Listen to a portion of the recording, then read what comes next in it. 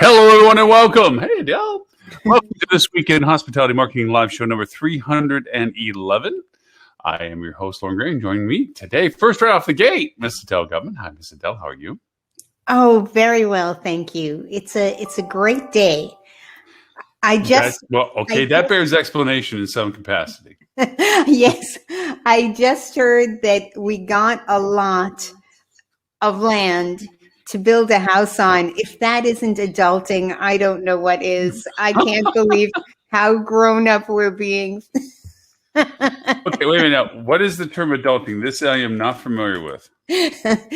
Oh, people talk about when you do something that you've never done before that just seems like such a grown-up thing to do. Oh, okay. Well, I guess that makes sense. Approaching 60 and finally catching on to this grown-up business. Oh, okay. You are giving yourself credit I have yet to attain, because for me, I'm still thinking I haven't actually mentally gone past being 12 years old, even though physically I'm there, 60 is on very near horizon, actually. So, yes, I can empathize to that end. Just a couple of months. So you bought land in Carolinas? Yes. In Nexton, which is a very planned city, a very fast-growing and very well-organized. They say it's the number one planned community or something like that here in the Charleston area. So still just 25 minutes from the beach and all the most wonderful restaurants in the world. Hi, Tim. Hello. So, well, we were just talking. I learned a term today, Tim, I did not know before, and that is adulting. I did not know what that was. The term or the concept? Either, really, to be honest with you. I think I'm probably a blank on both, but yeah, I did not know that was even a thing. Oh, yeah. Because I'm so used to people calling me immature, childish, nerdy, geeky, grow up, and it just, I've never gotten past those terms in my entire life, including now. People are like, really? You're doing that? Grow up. Well, as a parent to two kids who are in their early to mid 20s, and as a vaguely responsible adult in the life of two other kids who are in their earlyish 20s, adulting is a concept we've been talking about and dealing with for the last 8 or 9 years, more or less. That's as much as sometimes I'm in the lane of thinking I'm being progressively in the front of things. There's some things I haven't even taken it out of gear for, apparently. Well, I mean, there's too much to know, Lauren. No one can know all of it.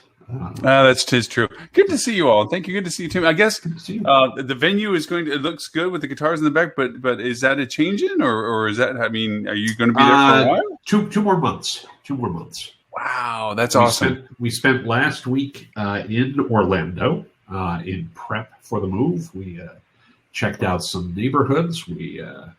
My wife worked in her office in Orlando for the first time since she got the job a year ago. There's kind of a funny story. She showed up on literally her 1-year anniversary of being hired for the job. Wow. And she walked in, and the security guy who gives you your badge handed her badge and said, "I've been waiting for you for a whole year." How fun! Oh, that's awesome. So we will move at the end of September, but we're here in New Jersey for 2 more months, and then nice. I have to say that you are more important than I am, because Ed got to have lunch with you.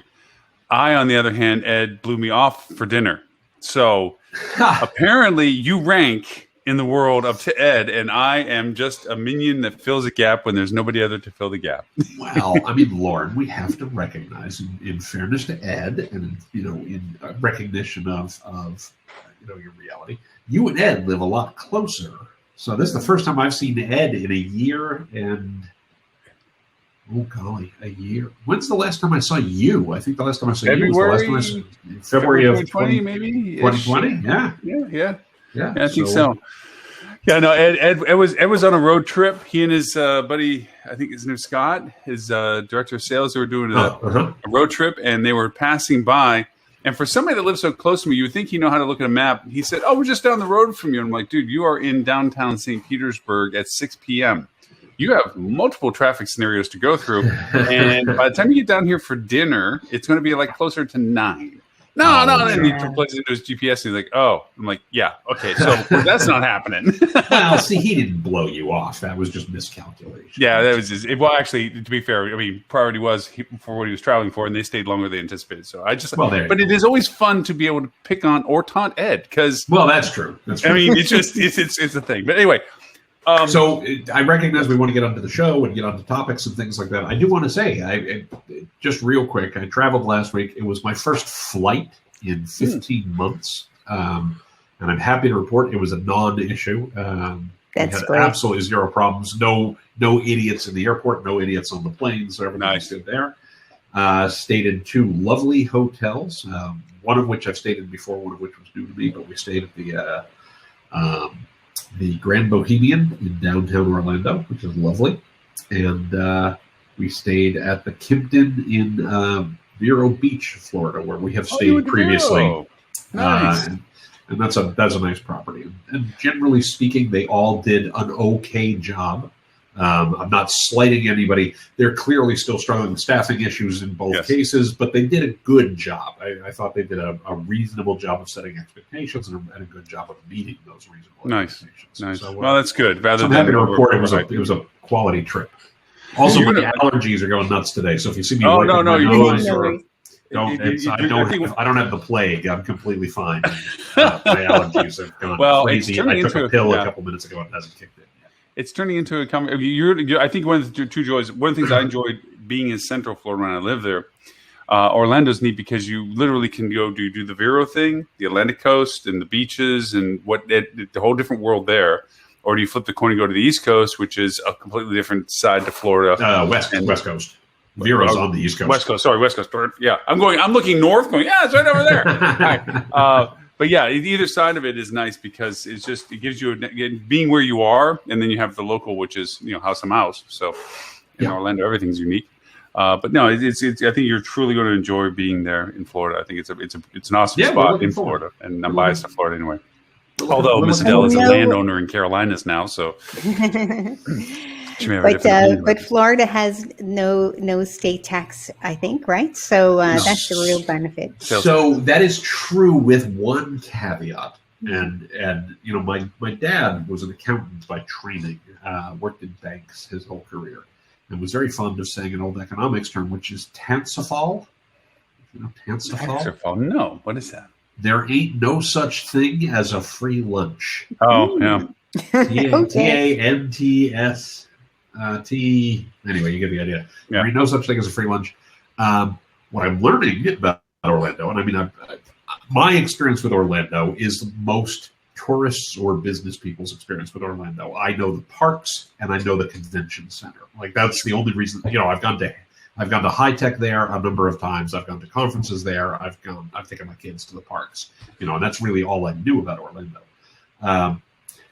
But like any place, they have to have revenue from somewhere. So there is sales tax on a lot, tolls on every road.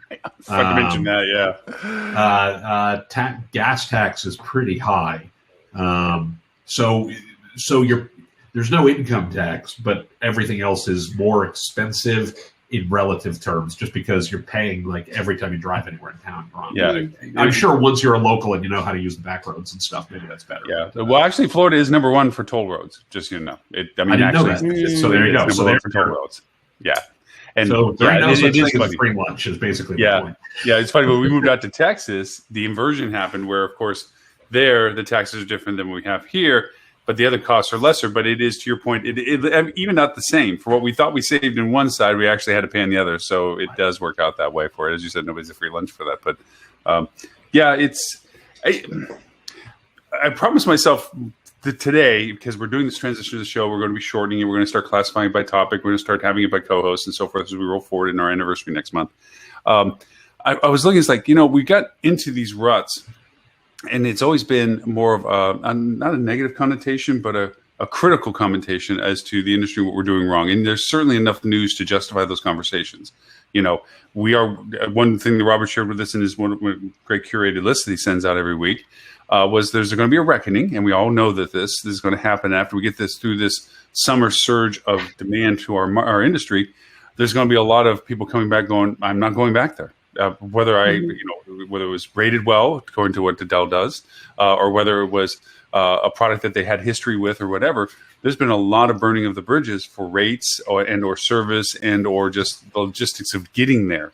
Nobody wants to, no matter how nice you had a flight, deal with somebody that wants to go ballistic on the plane and punch people. Sure.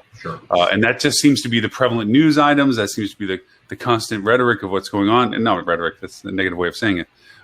Constant dialogue about it. And I wanted to be more positive, optimistic about it, because I think what's getting lost in all this is the joy of the industry, the enjoyment of being in the industry, and also what are we doing that are positive aspects to it. Now, I'm not thinking we're all rainbows and sunshines. Everything that we're talking about is real, and it is happening. Mm-hmm. And it is a larger topic than this sometimes unfortunate positive topic.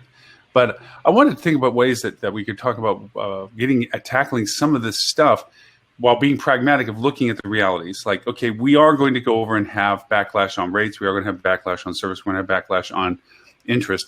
I'm worried that we're going to be so focused on it that as these things with the pandemic continue, out of, not to be political, the disparity of perspective as to vaccinations, dummy people and smart people. Okay, there it is. Okay. But anyways, with all of that I'm noticing things in the news. For instance, the president of France, I think, was very articulate in what he perceives as his change in modality, that for everyone that doesn't want to be vaccinated, they stay home, so forth. But I think that we're getting angry now, more so than we're already angry, I guess, because God knows there's enough people getting angry. What was that? 6 mass shootings in Chicago in one 24-hour period things. Oh, it hurts my heart thinking and talking. Sure. And again, I'm not trying to dwell on those things, but we're getting to a point where we're going to have some impacts on what we're riding this demand curve on. How can we be positive? How can we get people to dial it down and be thoughtful about coming and staying and just enjoying the ability to do that?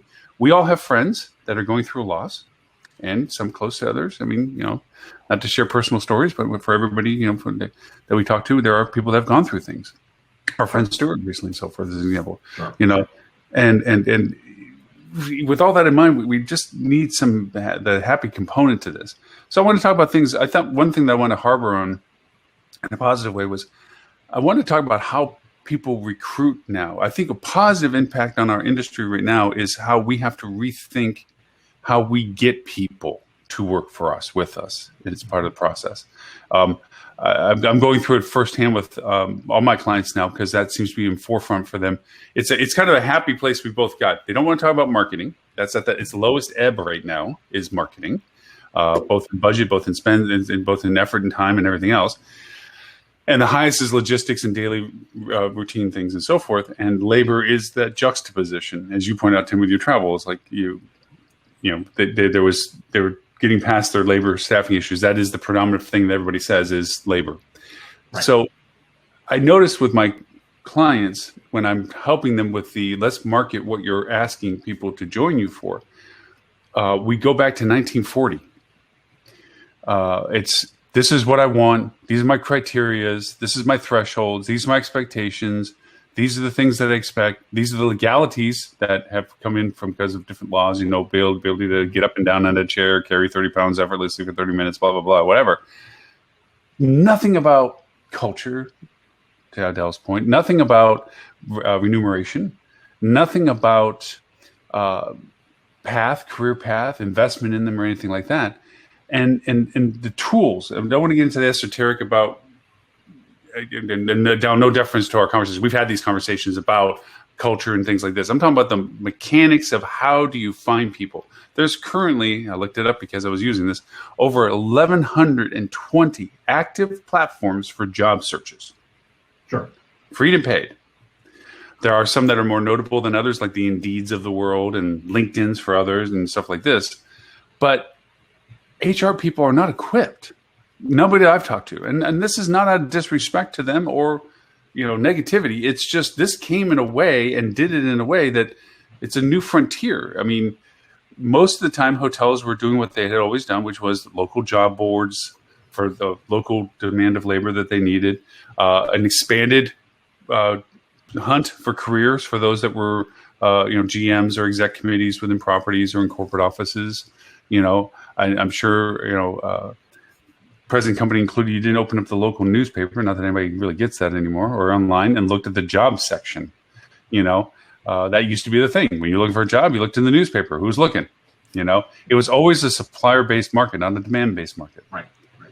So anyway, that's my predication on discussing. Like I said, I'm not trying to get into the cultural component of it or that. It's just the actual, how do we retool the joy of our industry and why you'd want to be here, as to how you actually use these tools. How do you recruit? How do you get these people that are not that willing to go? When I was in college, we had an HSMA chapter in the college, actually, and Jerry Inzerillo, who I think is like the general manager of the world, or hospitality professional of the world award, just got it. He was my marketing teacher, just by the way. Anyway, we had things that we could do in order to try different fields within hospitality, and we had a connection to the people who were actually working every day. So I could go to an HSMA meeting and have face-to-face and listen to what they were talking about. And that's what excited me to be in the profession. I mean, I loved meeting with people who were already working in the field, who were so earnestly dedicated to investing time in themselves to grow their skills, and they were so interested in helping us students how we could bloom and help us rise to our full potential.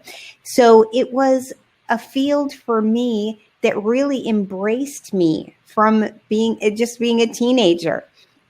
I always said yes when anybody from a high school or community college or university asked me to speak at their school, or to have students come in and take a tour, even younger. I've even had 10-year-olds take a tour of the hotel to see behind the scenes what it's about. And I think we need to embrace that more, because you know what? We have a lot of beautiful environments to work in, beautiful spaces. That's one of the things that attracted me. I wanted to be in a pretty place where everyone was smiling and everybody was working together to make people happy and to make dreams come true. Well, what isn't attractive about that?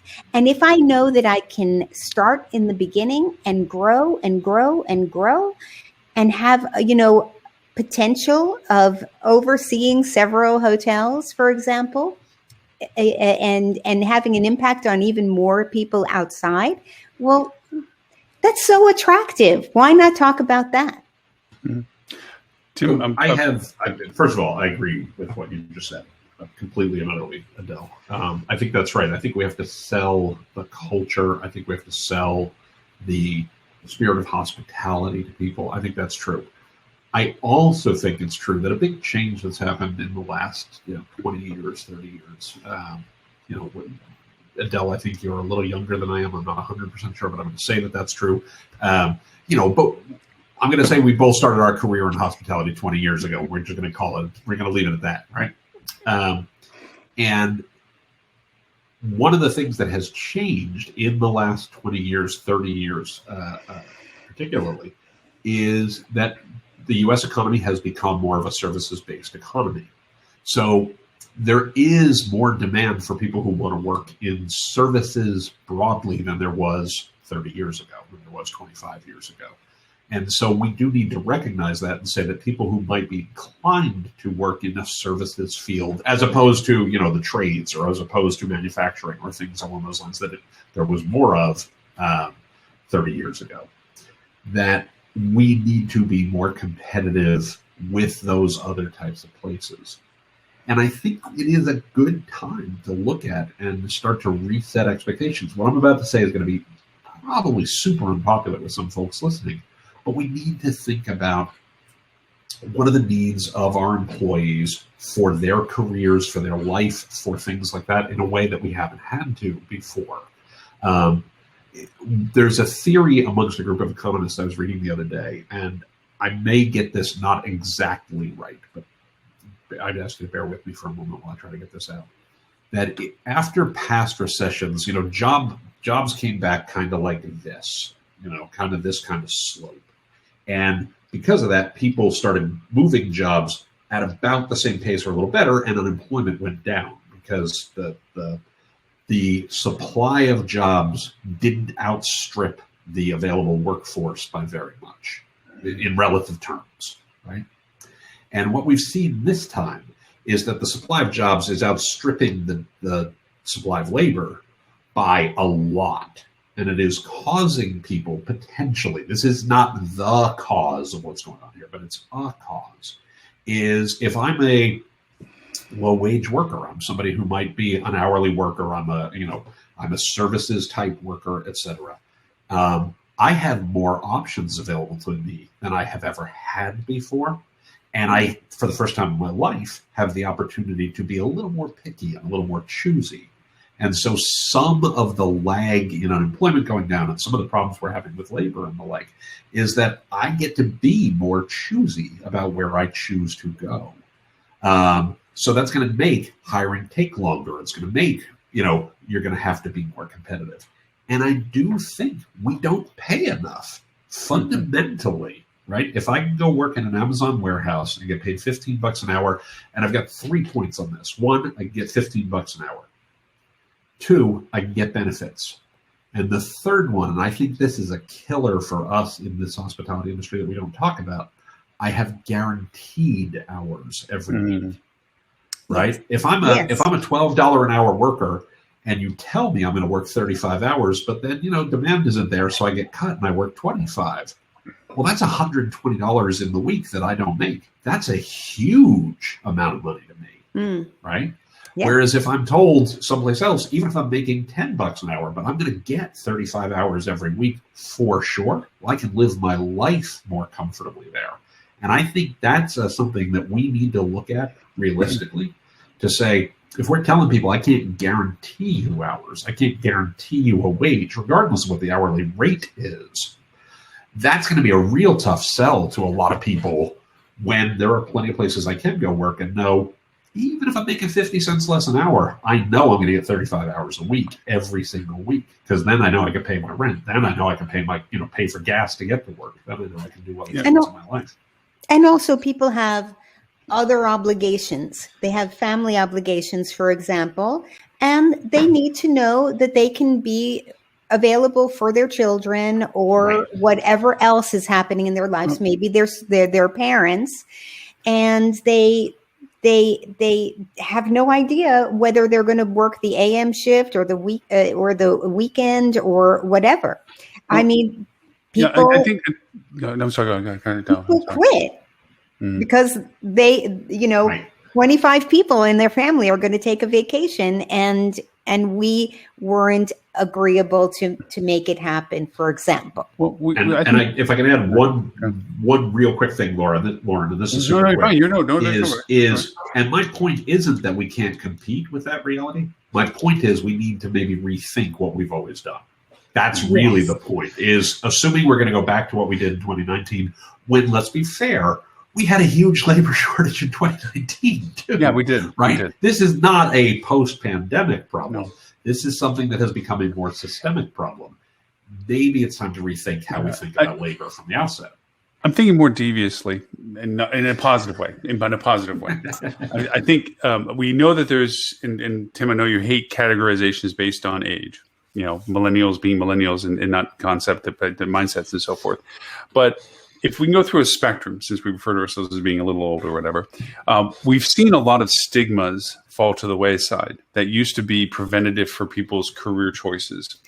Prior to 2008, it was very uncool to refer to your job and looking for a job to anybody. Like when you socially talk to somebody, hey, I'm looking for a job. But it got so prevalent at a moment because people were so much out of work. That stigma fell to the wayside where it's like, hey, on social, I'm looking for a job. So as an example, going forward, things like side hustles, that never existed as a term. Okay. Sure, right. There was, I had my career, I had my job, I had my path. I'm throwing that onto the table of discussion. Then we had things where this pause, one thing that we are saying from its process is that it caused us to reevaluate what we found valuable in our lives. Instead of just doing what we were doing to getting it done, we looked at it and say, well, what is our balancing? Other things that fell to the wayside. Being at home with your parents or your parents being at home with you is not a sign of weakness of your family structure. It's a reality of the economics of our world. And being upfront about that we are supporting our parents, or our children had to come back because of the need to support them based on circumstances, also went to the side. So what I know from in times past is that youth people, we condemn them. Millennials, again, this is the part that you don't like. By the way, let's acknowledge that millennials today are ages 25 to 40. Exactly. Has moved They're forward. Not kids. They're adults. They're adults. Let's be very now. clear here. And the mindset of that was that these stigmas aren't stigmas at all. They're the realities of how they perceive life. And from this process of it is they wanted to be the CEO 1 year out of college. They didn't. The titles.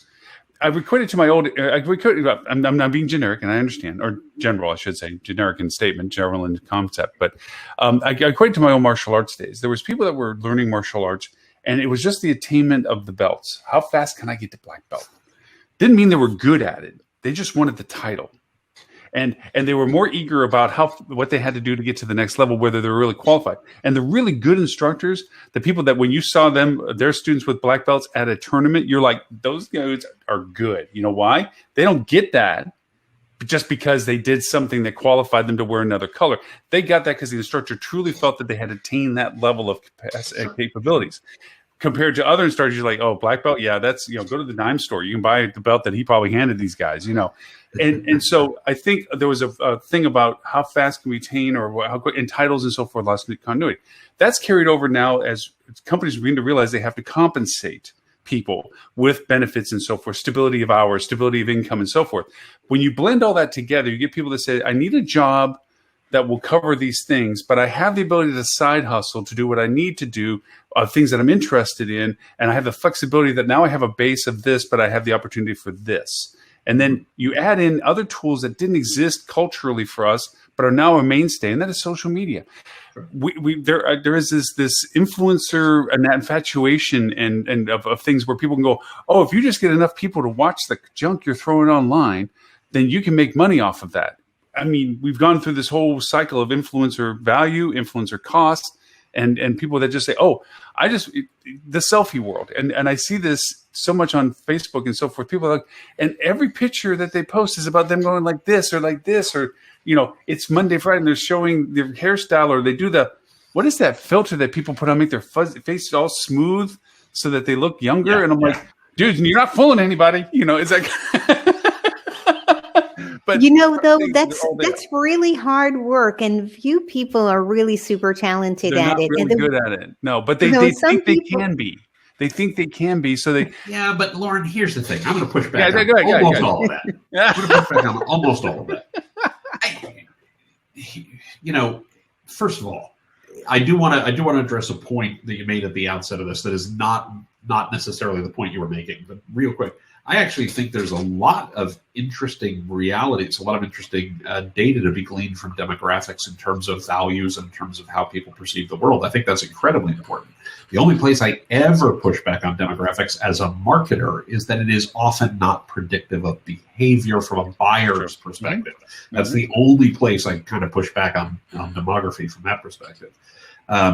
Millennials, Gen Z, Gen X, boomers, grew up in different worlds. Some of their values are different because they grew up in different worlds, right? I mean, so that's absolutely true. I would never, ever, ever dispute that. True.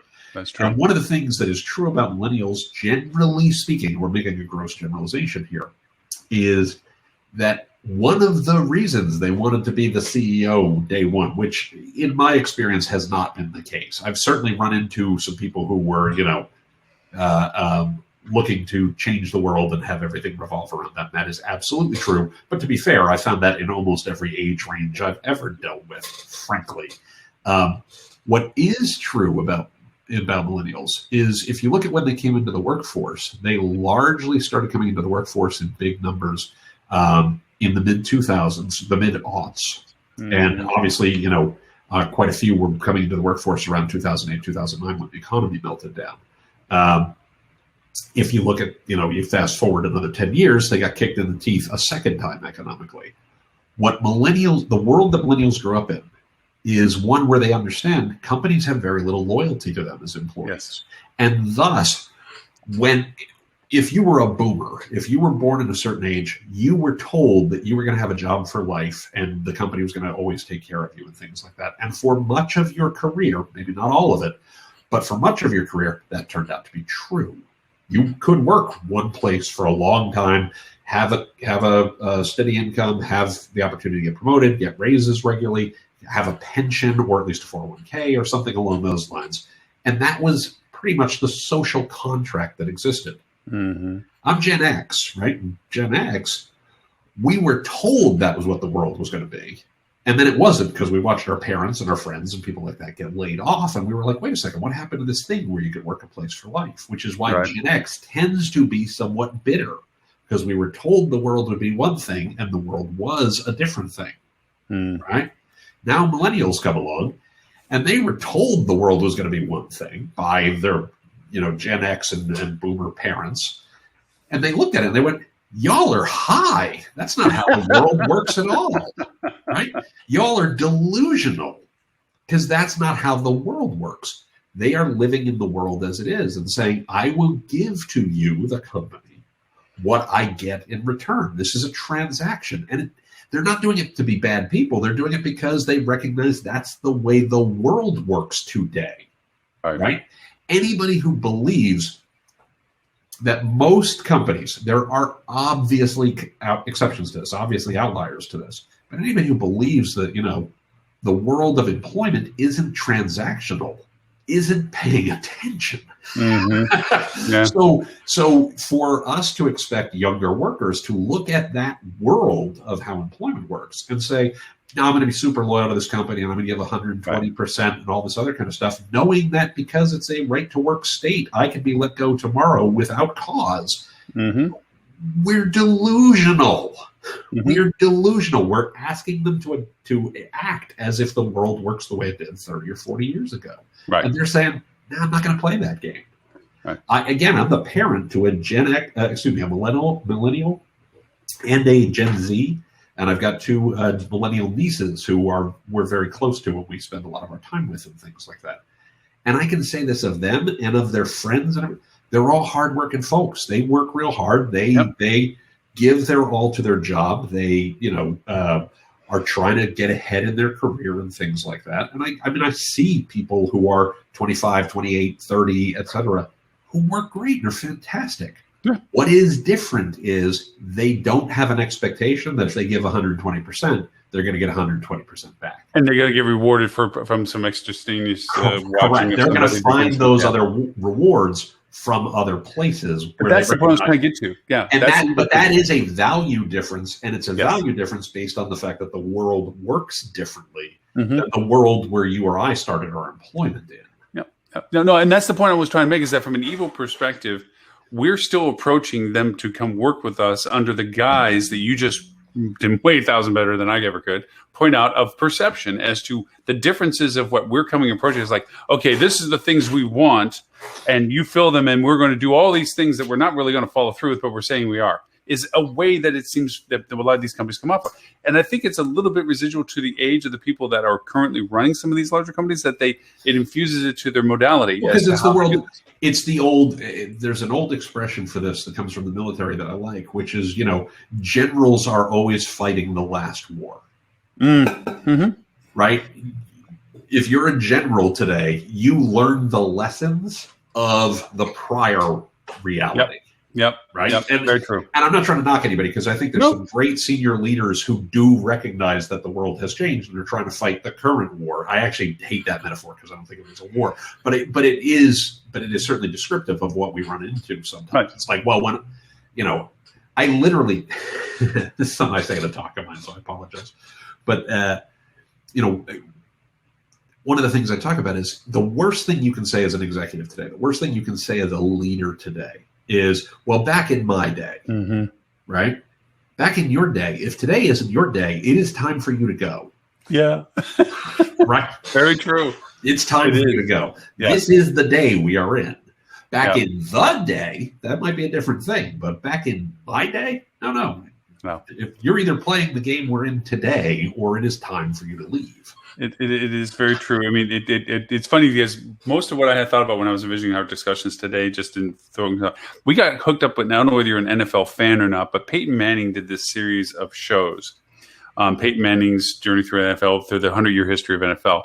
And we were in it. First off, the dude's destined to do this for the rest of his life because he is funny, he's engaging. And for somebody, that threw a football, you're going, dang, dude, physical talent to do that, what you did and all the records, but you're a pretty good host on shows. But they were going through the history of stuff back to when the NFL, back on the perfect season for Miami Dolphins in 72 and so forth. That's right.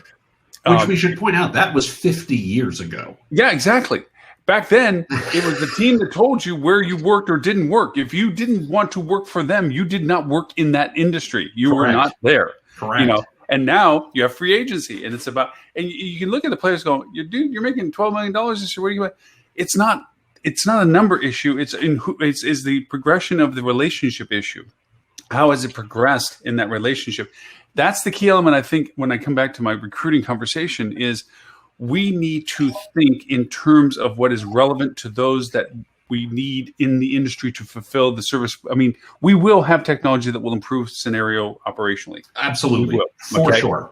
Yeah, we will have things that will improve based on what it can, service brilliant creative people are going to come up with ways to solve some of these things and bring down the demand levels that we need human physicality for. It will and I will say this to the day I can never say it anymore, it will never replace humans in the interaction of hospitality. Correct. There will always be some necessary component of human interaction, to whatever level that is, to be determined. But I think they'll always need that. Well, human beings are social creatures. We like to talk. We haven't proven that this past year. When we as consumers want to, we may not want to talk to them every time, but when we want to talk to a person, we want to talk to a person. Now, every technology tool should have a backup of a human connection, like the chat box. It gives you an obvious message back to your question, but a human wrote that. That's right. Thoughtfully thinking about what is going to be the best answer for you to hear, that not only answers your question, but maybe gives you a little bit more to make you feel special. It should be written even in the human voice with all the love that a human being would have given it. So it takes that person. And number two, it should be sensitive that if it didn't perfectly answer your question, there's some human about watching the experience that is going to jump in. Just like if you're checking in at the kiosk in an airport, there's somebody from the airline there to help you if you get stuck, which that's been. Or you're at Costco and you order online because their computer crashed and you're in the self-service line. There's always and Adele, I'll go a step further, right? First of all, I agree with you completely. I will go a step further. I think the companies that do that, the hotels that do that, the brands that do that, are going to do a lot better than the ones that don't. Yes. Yeah.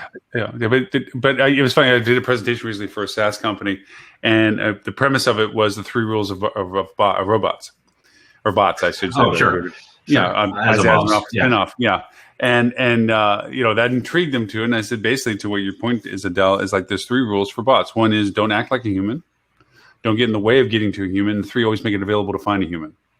Because if you do this, then the bot is doing its benefit to, if you want to use the bot. Right. If it's not doing what you intend to do, or you weren't that smart human that figured out all the variations, get out of the way or make sure it's available. When these things work best is when they augment the value proposition of streamlining the services and profiles, or answering the things in a faster, more expedient way than going through the lengthier dialogue to go to a human, should that not be necessary. But that's it. Don't try to emulate something that it can't functionally do right now. There's no HAL computer right now. But yes, and this is very much what Adele is saying, the human has to be able to help too. Right? Yes. And this brings us back to the talent thing. Like, we don't want to hire drones who know how to read the script. Yeah. We want to hire people Definitely. who know how to serve people and actually take care of the customer's problems. Yes. Right? I mean, because And it's not just we're looking for, any warm body. No, We're looking for people who are committed to giving a great service experience. That's the part that's bugging me right now in my process of helping clients. Is I found some great platforms, and I did this in my last podcast. CViz is a brilliant platform I found. CVviz actually is the platform. And what it does do is it allows me to take the positions that are available and centralize them to a distribution that goes to hundreds of platforms and create the criteria they need. Like, for instance, it's meta search for resumes. Yeah, and it's really helpful and handy. It helps you filter them, coordinate them, so you're not just going through the clutter, whatever have you. It's all good. But my frustration point is the very functionality that it's providing is the neutering of the messaging, because the formats that are being requested from these platforms are still based in the mindset of what we usually do in industry, which is, what are you looking for education? What are you looking for experience? Right. And it's like, not that they're not important to qualify the position's role, but there has to be more to it than just the description box that you have to fill in, because those usually get eaten up by character counts on the legalities of what you need to project. Sure. So that you don't find yourself having issues where you're making a decision between two potential candidates and you choose one and the other one says, why them, not me? And you don't have anything to identify other than your preference of choice. And in that case, I truly believe, we need to be able to justify the unbiasedness of our choices, not the bias that unfortunately exists sometimes, where we're like, oh, well, I like this person because they smiled at me more somehow, something weird. That's a good reason to hire somebody, because they smiled at you more. Sorry, but any day of the week in hospitality. Maybe it's a bad example, but the tough part is that our legal system has gotten to the point where, did you not pick me because of XYZ legal issue? You know what I mean? And that's the unfortunate part. It's a reality of our society. I think there's benefits to it, but it's a double-edged sword to it. It adds benefit for defending and securing the opportunities to be given to people. Sure. But on the other side, it's like, dude, it's my company. I'm hiring who I think is going to fit my company, not because of some legal requirement of whether or not you are of a particular ethnicity or whatever. You're not legally required to hire anybody or not hire anybody. I mean, let's be really clear about that. Right? Yeah, that's true. That's true. It's making sure that we're giving everybody an opportunity and an equal opportunity to a role, right? And not just hiring the people who look like us, because that's the people we've always hired. It is a thing of understanding that it comes down to, are we hiring the best person to fill the role? And are we, how do we find the people? I still think it goes back to, I'm going to use Charleston County because I know Adele, you live there, right? And it's a great travel market. I've got a client there. I've worked in the market for 10 years, so I know the market relatively well. Population of Charleston County is about 425,000 people, give or take, right? If 10% of the people there are going to work in services industries, right? And I'm just making up that number. I don't have a good feel for what the actual number is going to be. But that means there's 42,000 available workers for all of the service industries in Charleston County, all of them, right? Mm-hmm. And if we add, I happen to know in 2020, before the pandemic, that Charleston was on pace to add about 1,000 rooms in the first quarter of 2020. I don't know the new numbers because everything's all fakaked because pandemic and stuff like that. That's why this is definitely out of date. But, we were going to add about 1,000 rooms, right? Okay, you're going to add 1,000 rooms. How many people do you have to hire to service those 1,000 rooms? And I mean service in every sense: front desk, housekeeping, bellman, whatever. A bunch. Mm-hmm. But you're still pulling from that same pool of 42,000 people.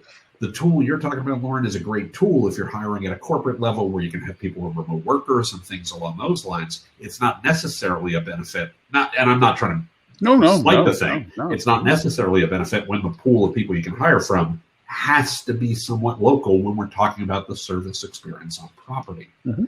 And to me, that's the place where I keep coming back to. We have to rethink, how do we appeal to those 42,000 people to say, this is not just a job you want, but this is a career that is worthy of pursuing. This is something that, you want to give yourself to, because we've all been in the industry a long time, right? We've all been in the industry a long time. We've all done well for ourselves. None of us started in the role we're in today. Sure. We all started in some, lower level role where it was a grubbier job, right? For the most part. Mm-hmm. Yeah. I started as an account manager or account executive at a Quality Inn Greenway Plaza when I was still in school. I mean, technically, my first job in hospitality was I was a waiter in a restaurant when I was in college. That's where I first grew to love this industry, generally speaking. I would expand a little bit, and this is my perspective of what you just said. Is I completely agree. You have a limited job pool, and yes, I mean these tools do help with the localization because there is fracture. You can geographically. Sure, of course.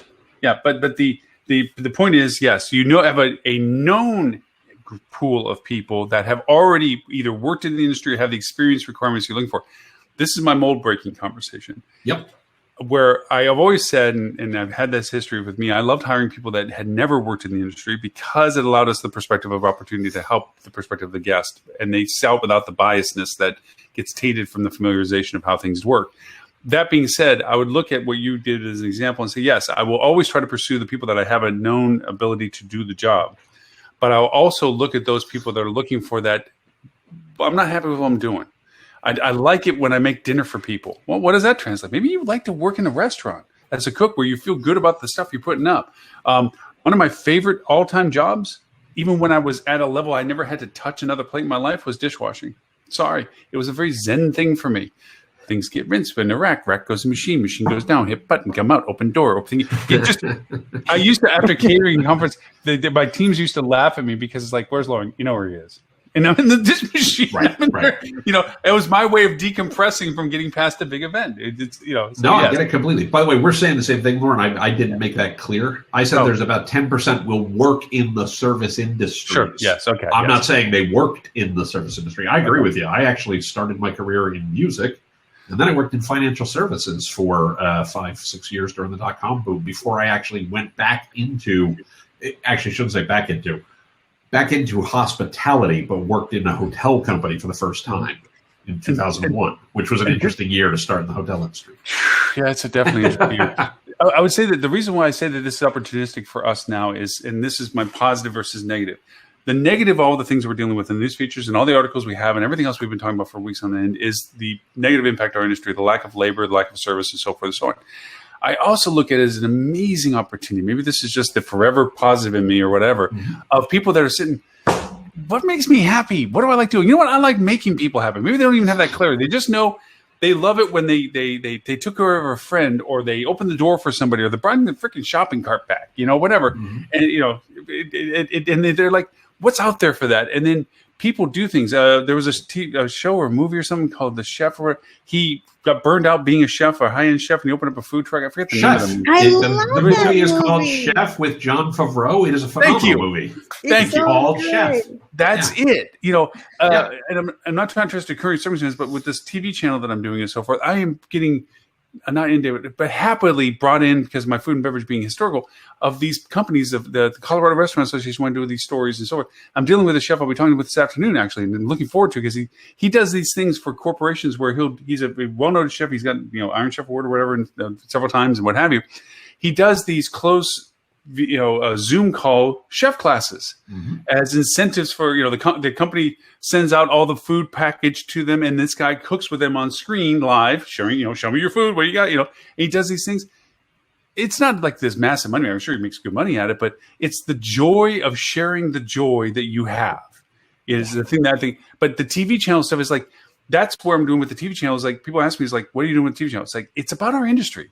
It's not about Right. diners, drive-ins, drive-ins going to a consumer. It's about the joy of being in this industry. And I think there's this window now of, and I'm talking about this from a recruiting perspective, where there's a lot of people out there going, I've done X for this long. I'm good at it. I have history with it. I have experience with it, but it's not really my passion. I don't know what my passion is, but and they've taken the time sitting at home for whatever. They've started outlining what makes them happy. And I think they're looking at opportunities. And I think this is a chance. Right now, we got buried as an industry to try to fulfill the demand that we have. And we've done, I wouldn't say poorly at it. That's not even fair. We've struggled through the process. Well, I mean, we've been in the middle of a pandemic. To your point, like people haven't been hiring up until very recently because they were closed, right? I mean, so that's... Yeah, so we've been struggling with the fact that we have all this demand, as you pointed out, with this, the wonderful examples of how much demand versus how many people are even willing to work, and so forth and so on. And so we've really gotten into this cycle of newsworthiness. Unfortunately, a lot of what we do is based on the value proposition of the story that's told. Sure. We're very much a communication society, and this is the feature conversation until the next feature conversation comes up. And so we're very much in the negative limelight, where it's now progressively showing the violence on planes, the trouble, the cost of planes, the lack of cars, the crappy service, the lack of service, the restaurants that, that's the feature conversation. And I want to change the dialogue to be more about the, hey. And Lauren, nothing you're saying or I'm saying are in any conflict whatsoever. No. I think the only difference is I agree with what you said completely. I think the percentage of people where that's true who also can afford to take that job is not very large. And so I think there's also the practical discussion of you find that person who wants to do that and has the passion for it. And you say, and I'm going to pay you $11 an hour and there's no benefits. And I'm going to schedule you for 30 hours a week, but I can cut you at any time during the course of the week. Right. And so you're probably going to work somewhere between 18 and 25 in a typical week, but you don't actually know how many. That's right. We're not going to capture that person. And then we're going to have wasted. And we're going to have to, and we will have wasted that passion. Yes. And that's the only place I agree with 1,000,000% with what you're saying. And also, how do we then how do we then think about how do we draw that person in so that they can have the kind of career that they should be able to have because they're doing something they truly love? That's the question I'm asking, not the oh no, that's ridiculous. I'm not saying that at all. I think you're 100% right. And salaried people, even though officially they may be getting paid based on 30 or 40, hours a week, but they're actually there for 12 hours or even 10 hours or 11 hours or on the weekend as well. I mean, there are a lot of hospitality people that are working 7 days a week, way, way overtime, and they're suffering.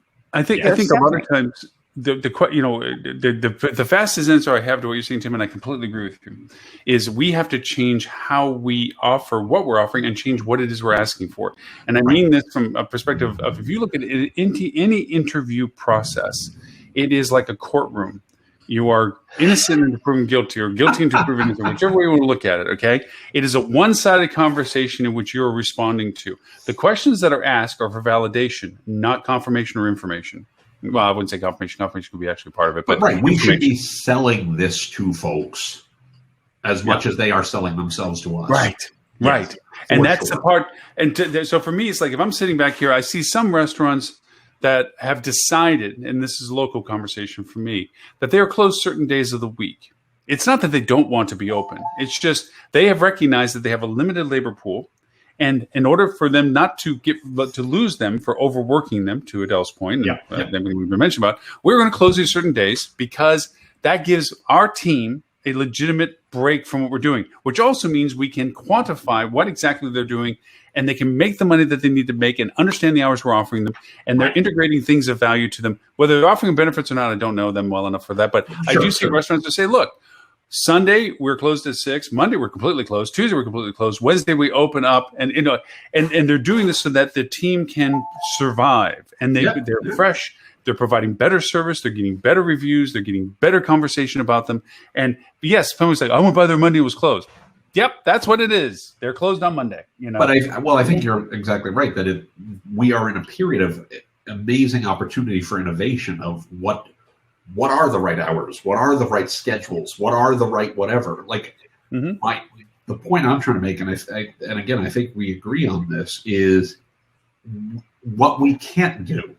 What we can't do is look at today and say, it's going to go back to the way it was in 2015 tomorrow. Right. Because it's not. The other thing is, we have to recognize that some of what we're dealing with, we were dealing with in 2019. So this isn't all pandemic hangover. This is a systemic change we're seeing in terms of what labor is available, what people expect, et cetera. And you can hate it. That's okay. I'm not saying you have to love it. I'm saying, if we were shipwrecked, right? If we were on a ship and the ship sank and you're in a lifeboat in the middle of the ocean, you don't have to like that scenario.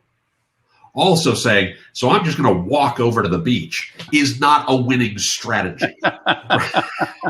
Right? We have to say, okay, we're in a lifeboat. What do we do given the realities? Current sector. Picture a better future of maybe it won't be a lifeboat. It'll be a yacht at some point. But realize, here's where we are. What do we do about it? Mm-hmm. What we have to do about it is we have to say, look, we know that it's competition for labor. We know that labor has different demands than they had 10 years ago or 5 years ago or 20 years ago. We know that people have to be able to make a living. We know that X, we know that Y, we know that Z, and say, great, given those facts and given the vision of we want to be on a yacht, how do we reconcile those two to make them both come true? It does not mean they can't both be true. It means that we have to think about it rationally of where are we trying to get to, what is our current state, and then what are the steps that help us get there. Yeah, I heard about one general manager who trained a whole bunch of people, 3 times as many in number than she actually needs. But some people only want to work 1 shift a week. Some people want to work 2 shifts a week.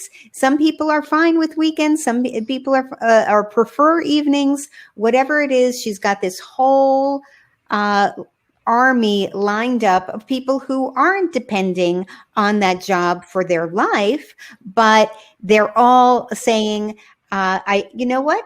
Thank you so much. I appreciate the work. Call me in, once or twice a week, and I'm going to be so happy, and I'll bring it every time I come. You're fitting into my life. It's brilliant, Adele. Yeah, and it is brilliant because at that point you're really that way you have them at their best and they're most focused because now you've given them something of value that they don't want to lose. It's like, I don't want to lose this thing because it really is tailored and they everything that I want it to be for me. And also, too, they might come back and say, I would like to do more. Or, you know what, I've changed something else that I thought I was trying to do. It didn't work out for me and I want to do more. It makes it, I think that's the part I'm thinking of most about all this is the changing of our perspective and the changing of the relationship that we have with people as we're trying to integrate good people, not to squander their motivation, not to squander their interest, but by the same token, investing in them by listening to them in a two-way conversation where it's like, hey, you're interviewing me as much as I'm interviewing you.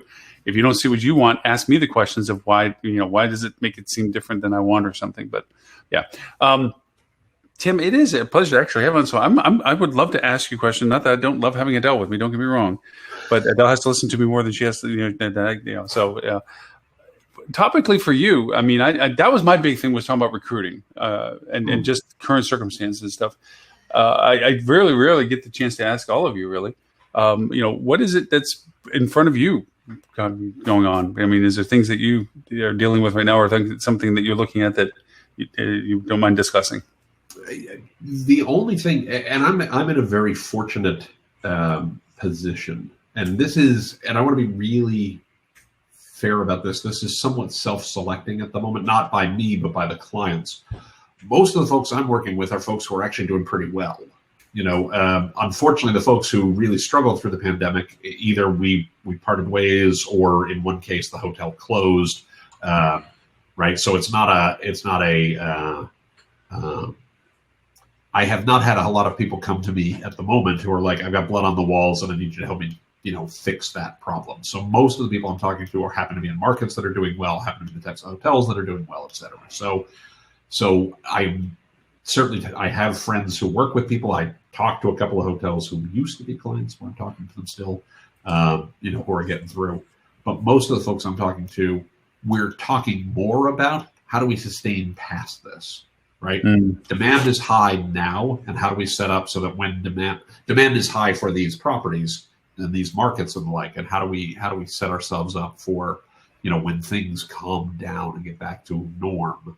How are we not pricing ourselves out of the market? How are we, but also getting every dollar that we can? How are we thinking strategically about the product? How are we thinking about how we staffing? How are we thinking about, what does the offering look like a year from now? Because now is a great time to be thinking about that, so that we're ready to go when demand tails off to make whatever changes need to be made, things along those lines. So it's more looking 12 months out than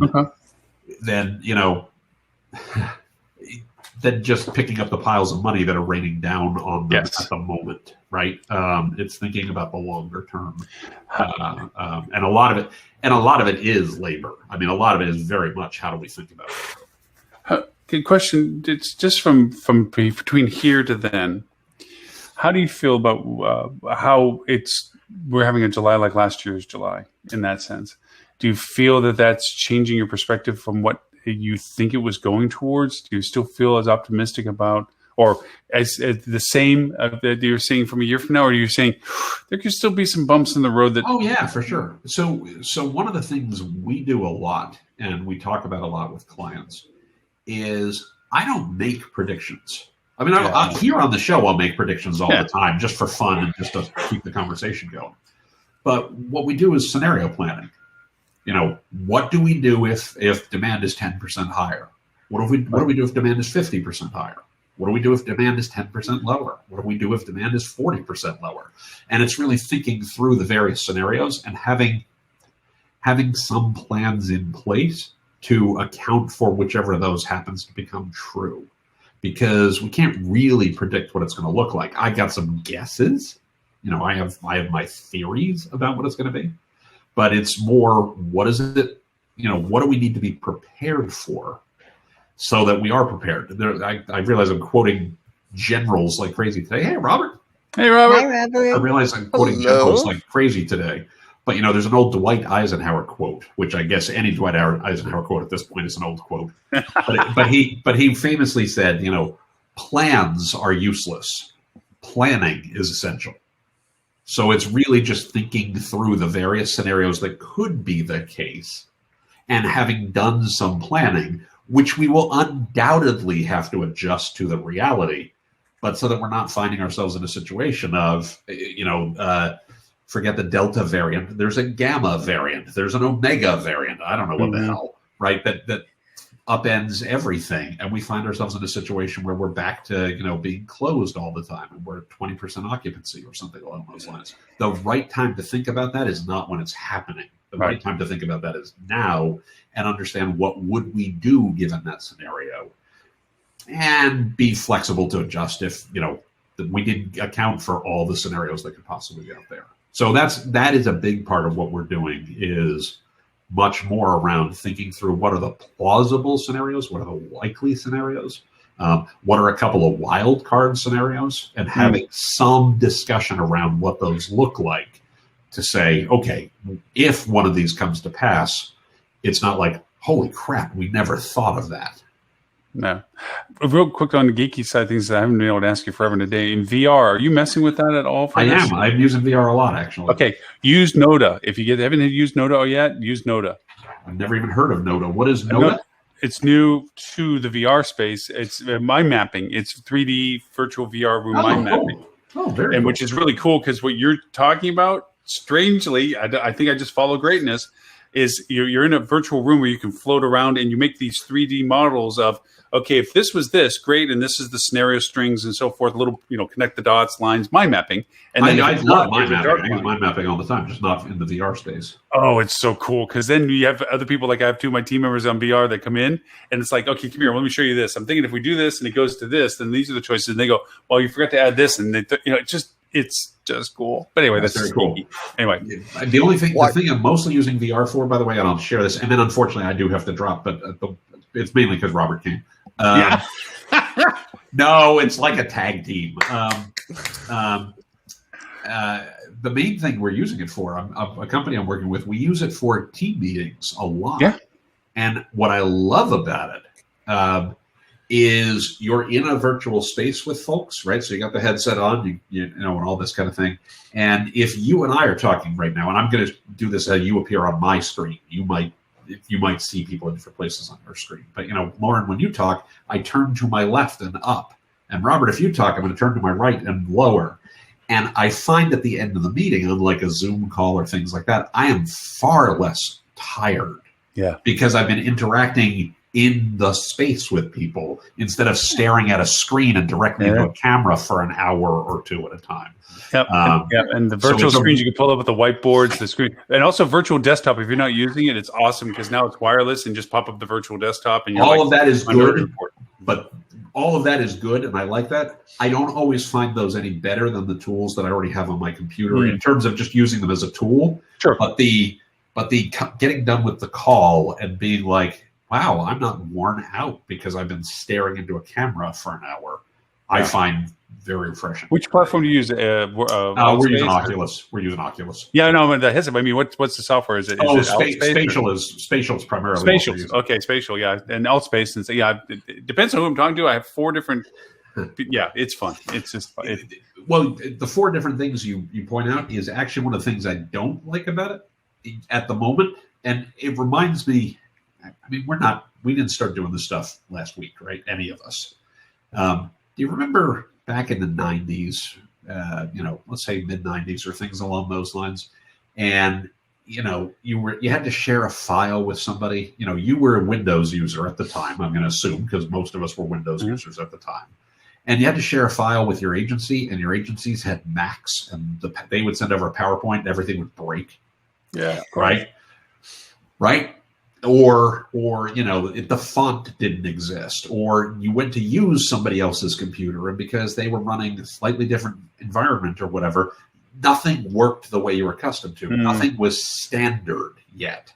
Yeah. And it was annoying and a pain in the ass, right? Today, doesn't matter what computer you go onto, you pull up a web browser, you know, whichever one you like, and everything just works exactly the same. Whether you're on a PC, a Mac, or whatever, the keyboard commands are roughly the same. Everything's kind of the same, and it's kind of like having the gas pedal on the right and the brake on the left. You know how to drive the car, right? The problem with VR today, much like we had with desktop computers, 25 years ago, is there's not enough standards yet. So one system, the gas is on the left and the brake is on the right. And another one, the gas is on the right and the brake is on the left. And you're like, holy crap, I'm going to crash the car. Yeah. Like I'm spending way too much time trying to figure out how to use the things sometimes just because there's not enough design language, not enough common standards across it yet. That'll happen in time. I'm not too worried about it. But at the moment, that's the thing I don't like about it. If you get the chance, watch some of the Olympics on the headset. It's insane. Because they're doing some 360 coverage on it right now. And so to download the Olympic coverage of it, most of it's like the Netflix stuff, big, huge screen in front of you, like you're in a theater watching it. Yeah. But there are some interactive 360 stuff where you're on the surfboard and you're within the martial arts studio and stuff. Really neat. Nice. When they do the gymnastics, I want to be able to I don't know if I want to be able to have them like somersaulting over me. That would be really cool. I want to see Simone Biles go flying over my head. That would be right. Well, with a javelin or something. Tim, thank you as always, and thanks for the time. And of course. Thank you guys for the time. I'm glad when I get a chance to hang out with you all.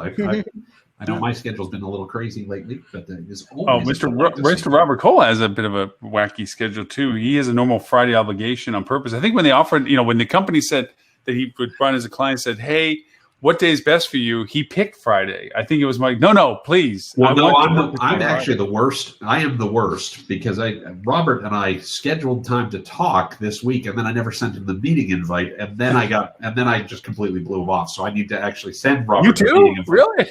Yeah. It's been a crazy week. This is the week my dad officially moved into his nursing home. So this has been a bit of a I would call it a hair-raising week, but in my case, that's really not a bar that's tough to clear. Here we talk about family and circumstances and changes in lives, and we have friends, many friends, that are dealing with many variations, and themselves included with that those things happen. Well, nonetheless, but Robert, I didn't intentionally blow you off. I'm just a moron. It's really what it is, not to... There's a lot of that going around. It's okay, Tim. I still love you, Robert. You know. You have something that you look forward to. Just take it away. All right. Well, now that I've left Robert crying, it is time for me to go. Reminds me of college, really. I only showed up at really 1 hour and 2 minutes in to see if Lauren was going to end the show at 1 hour, because he's trying to transition into a shorter of weeks. I was going to try to keep it a little shorter this week but you know what is? Tim and Adele both were great about taking my topic of recruiting and making some great insights, and I was like, not going to try to cut them short. So there. Oh, Lauren's now that you're here, hey, the show's over. Thanks so much. Lauren's progression is 2.5 hours, 2 hours and 25 minutes, 2 hours and 20 minutes, 2 hours and 15 minutes, 1 hour on week 7. Yeah. in year 10. No, Mr. Tim, thank you as always. Great seeing you all. I look forward to talking to you all soon. Hopefully, I'll see you next week. All right. All right. Call me, Tim. I will call you, Robert. All right. Bye. Bye. That's funny. Mr. Robert, thank you very much for your list. Oh, sorry, go ahead, Adele. Go ahead. Oh, I was going to say, so are we going to talk about reservations.com or Tripadvisor Plus? Doesn't matter to me. I can talk about both of them.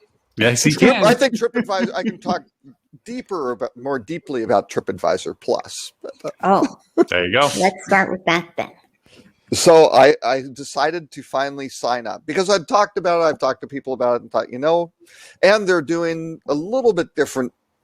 They seem to be doing a lot of experimentation in terms of revealing the rates. And I'm not sure if it's necessarily contractual or they're just doing a lot of multivariate testing to see what works best. But I decided I had a couple of really kind of small, insignificant, like a 1-dayer and a 2-dayer and not even at 5-star hotels. Because again, for TripAdvisor Plus, because it's $99 a year, what really winds up happening is if you have a long stay at a 5-star hotel, you're probably going to, pay it off just like that. It's great. These things, the rates that some of the hotels are giving them, I wound up paying off on the first 1-day booking pretty much. Right. And so it was like, and I compared it. I wound up benchmarking it compared to Hotwire rates. And it's like, I'm getting a lower rate than on Hotwire and it's cancelable. Right. And you kind of go, well, from a pure raw empirical, how much money is coming out of my pocket basis, it's like, this seems like a no-brainer. So I only have 3 room nights in, and I think I can't remember the total amount I've saved, but it's like more than double or triple my investment. So I go, I got a 3x ROI on 3 days, and it goes for a year. And I think behaviorally, you wind up going, well, I've invested in it, so I might as well check it first. I mean, why wouldn't I? I mean, I might not, and I did, and we're buying a car actually from my sister for my younger daughter. And so she's up in Idaho. So we're going to fly up there and then drive back. And it's a 24-hour drive. And it's like, oh, wait, we can stop in Jackson and we can stop in Aspen on the way back. They don't have any inventory there. Well, nobody does. I mean, it's the Hampton Inn in Jackson, Wyoming is $661 a night before tax, right? $734 a night, right? Insane. And Aspen's about, the same, right? But it just absolutely crazy. So obviously they don't have inventory. They don't have inventory available there. But then we're staying in a couple little places like Rock Springs and I can't remember another little town, and they didn't have it there either. Right. So you kind of go, okay. But again, I kind of look through those spots and go, I can get something on and because of the nature of the trip where you go, oh, we might get hung up earlier or later. I don't want to go Hotwire, non-cancelable, non-refundable. But in those cases, Hotwire didn't have really super low rates either, right? So, or I'm sorry, they had their super low rates were equivalent to what I could get on either Booking or hotel. I can't remember if I used Booking.com. I think I might have used Booking for both of them. So sorry, hoteliers, on the Book Direct stuff. But if I can save 30% as a consumer and get basically the same, why would I? Oh, points. Really? I don't know. The points aren't. Oh, no, actually, I think I booked through Wyndham.com on one of them. Actually, I did Wyndham, and I assume I will be getting points. And but it was the rate was very low. It was, I think it was a AAA rate, as a matter of fact. And it was, it was like 15% off, and it was cancelable. And it's like better than their best available rate for their members. And you go, well, why would I book the member rate? It doesn't make any sense, right? So it makes me crazy when a company says we have the lowest rate for our members, and then somebody in, revenue management thinking, oh, why don't I just put in a mobile only for the OTAs? And so every OTA will have a lower rate, and they think, oh, I'm a genius. Look how much money my mobile only rate is getting, but it's just taking it from where I would have wanted to book, or a lot of people like to book on the company website. Mm-hmm. But it would have gone, but why would I pay more? And one hotel company, and normally I'm not shy about naming names, because why not, right? It's publicly posted information. It's on their website. But their discount was $2.34 per night. That was their big member rate. And it's like, oh, but I can save whatever, $30 a night on this other rate. It's like, exactly. Which would I do? What's a common sense, reasonable person to do? So if it's close, I might go, maybe I'll book direct, or maybe I'll do whatever. But I'm just trying to behave like a self-interested consumer, put me in that mindset and go, well, gee, what would a consumer do? It's like, well, this is pretty obvious. So it makes you wonder, why is this such a common practice? Yeah, well, there's not, as Tim said about the planning, there's not a plan sort of thing. Or if there is, they're conflicting people in different silos, or they're assuming the biggest one that I find is they just assume guests are stupid, right? And they won't find out about it. So it's like, oh, we'll just tell them this and they'll book that and we'll make more, and they won't look over there because we told them it was the lowest price. And you go, wow, you used to get really pissed off when hotels.com or the Hotel Reservations Network used to do that, right? Because they would say, we guarantee the low price. And at least in speaking with Dave Littman, this is back late 90s, right? I think it was 1.5% of the people complained about it. But in the meantime, everybody completely perceived them as having the lowest price. And they said, well, as far as we knew, we did. And if, every once in a while we didn't, but 90-something% of the time we did. So, but and the hotels would get just incensed about that. And you're like, well, you're doing the same thing. So, But now there's MetaSearch. Right. Well, there was MetaSearch then too. Well, maybe 10. You go 2004, 2005. I mean, I worked with Sidestep on that stuff. That was the first MetaSearch player, period, right? And that was 2004-ish, I think.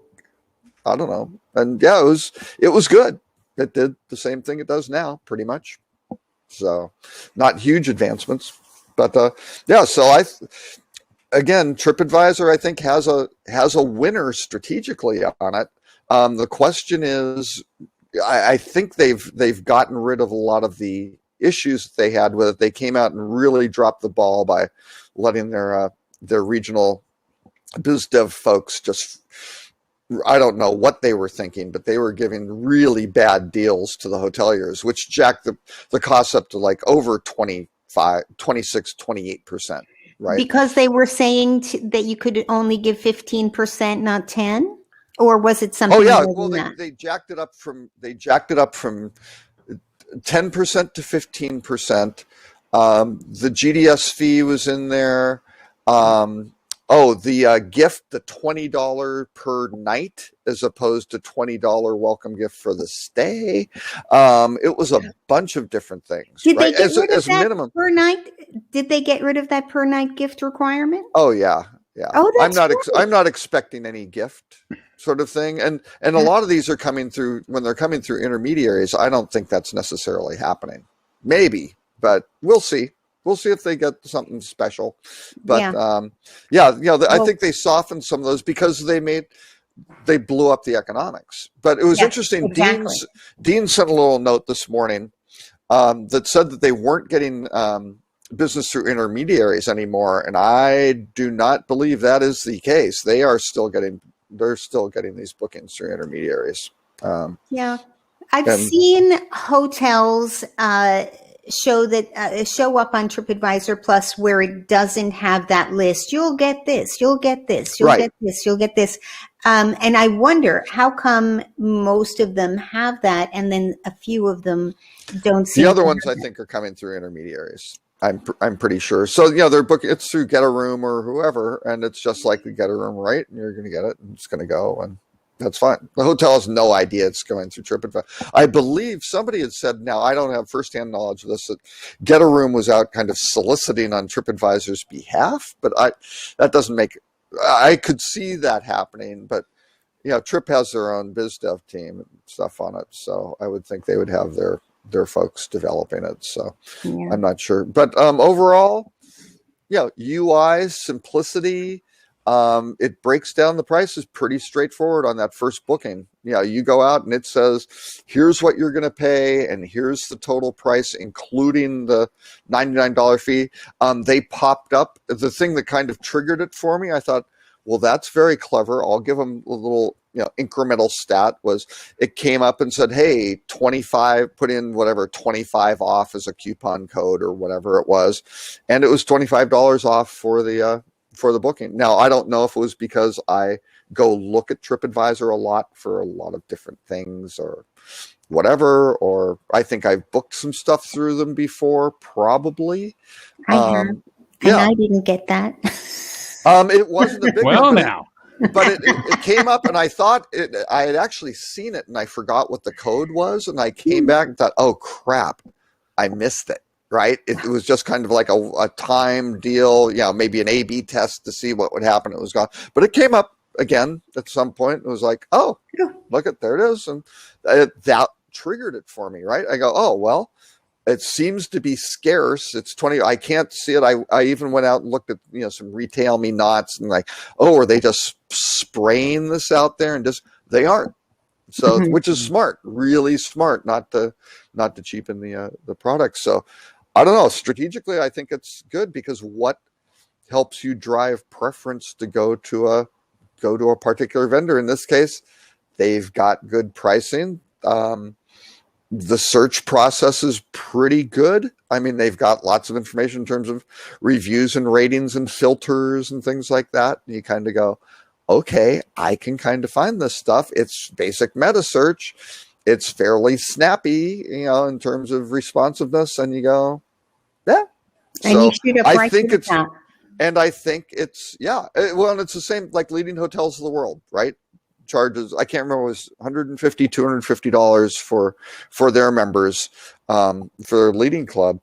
And I mean, you look at that, I always thought when they started charging, that's genius because you're going to get a subset of people. But boy, if they've paid something, yes, their expectations are going to go up, but you're probably going to get moved into first slot of them looking for one of your properties, right? So, as opposed to, the other hotel companies kind of went, what are we going to do? We're going to discount to our frequent guests. And you're like, aren't they your best customers, and loyalty would be willing to pay a premium sort of thing. So, and that's kind of what I'm doing at TripAdvisor. I think I've become loyal to them, right? I think because I've paid extra, right? but even though they're giving me more benefit, right? And I've kind of calculated out the transactional relationship aspect. It's like, I think my behavior is now that of loyalty, even though I've taken it more of maybe a gamification approach. But it's like, yeah, I think this is going to yield a better, a better thing. So we'll see. And I think it only gets better the more properties they get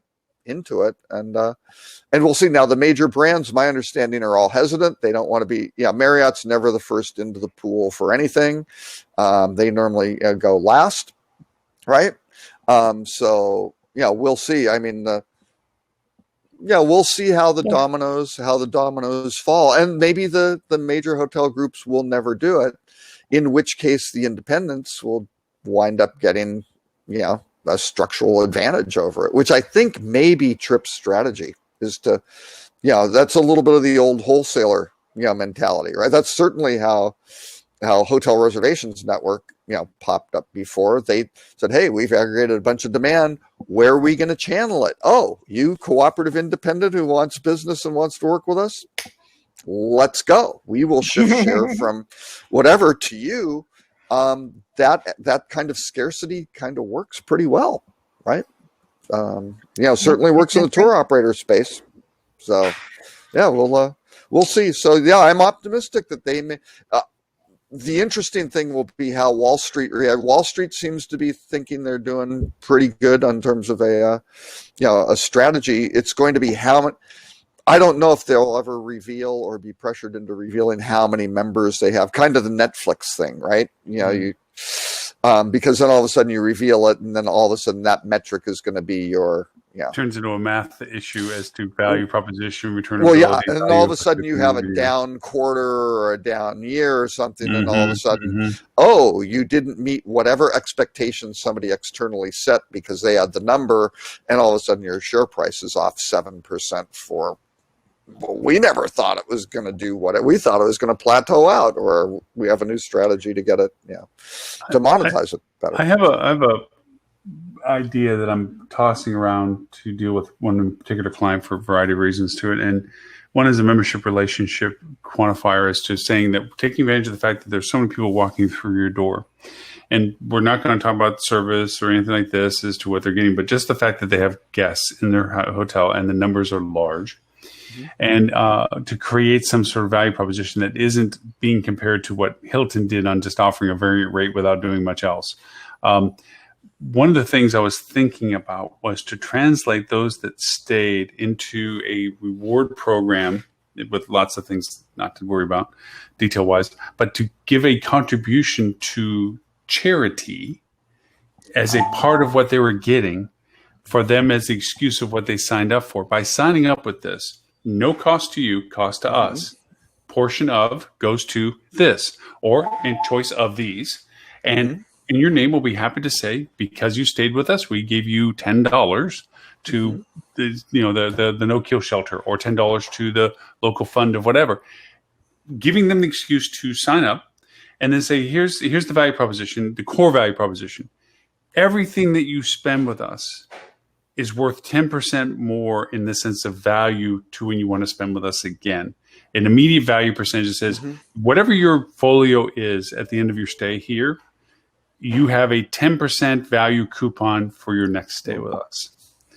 Now, not 10% may be a little rich when you run through numbers. And this is a work in process, but here's my mentality. I laid out a whole program for a major. I can't even say the niche that they're in because then they chase you down and you disappear and you're nothing more than a little rock in the middle of an open field going, yes, this is where he is. Yeah. No, but I laid it out. But with a lot of my clients, I will start out with kind of a scorecard, right? And basically say, what happens at the end of this project, what are the boxes that have to be checked where everybody goes, right, we've accomplished our goals and we are happy and satisfied, right? So, and this one happened to have eight boxes. We checked all of them and the CFO declined to do the project. I'm like, well, okay, that's fine because I got paid. I don't care, right? You don't have to take my advice, but this thing checked all your boxes, and everybody we talked to, including all the people who said, they're going to be the worst group to deal with because they don't like anything. They loved it, right? This thing really worked. And there was a component of it. And basically what we said was 2% off of everything, right? That number worked. We were able to do it through through basically the payment process. They did change the payment processing thing, which was a recommendation. So they changed their payment process so they saved some money, but you could handle it through it. And and I based it on somewhat an approach that Marcus, the theater side of Marcus hotels did with their rewards program, which was just insane. And they ran it for well over 1 million people with 1.5 full-time equivalents going through the payment processor, right? So very, very low overhead management-wise, less than what they were doing now. Much better data. Their existing program was missing 20% of their revenues or something like that. It was just crazy, which were in the focus areas of where they wanted to build revenue. And their big things for their best clients, they were giving like $50 certificates or something like $50 or $100 gift certificates, which you couldn't use for their main product, which you could not use for advanced bookings, and only something like 10% of their best, most frequent customers even use them, which the CFO thought was great because nobody's using the money we're giving them, the discounts. Right. This is totally successful. And you're like, people see no value in what you do and have no relationship with you, right? This is the worst, probably one of the worst programs I'd seen. But the really cool thing was, yes, you're going to take in this percentage and then you can let people they want to do additional contributions to these things. You can start organizing and working with these folks if it's a client. And this was a very, very green group that was already spending over $2.5-3 million a year as contributions to these organizations. And I told the CFO, I go, well, if you want to be disingenuous, which is completely fine, you can eliminate your corporate spend to this. And the way you structure this is all this money, they aren't getting tax write-offs. You are from their money and contributions. Right. So all of a sudden you've saved a couple $1 million on this thing. And this is a no cost. You're the guy that does this because you bring up a very good point of it. And this is the metrics of measurement. Breakage, what you're referring to in the sense of lack of redemption and so forth, is the negative side of the connotation of mathematics that are associated with the solicitation of companies to do this. But you make a very valid point that is counterproductive to the value proposition that you're trying to offer it for.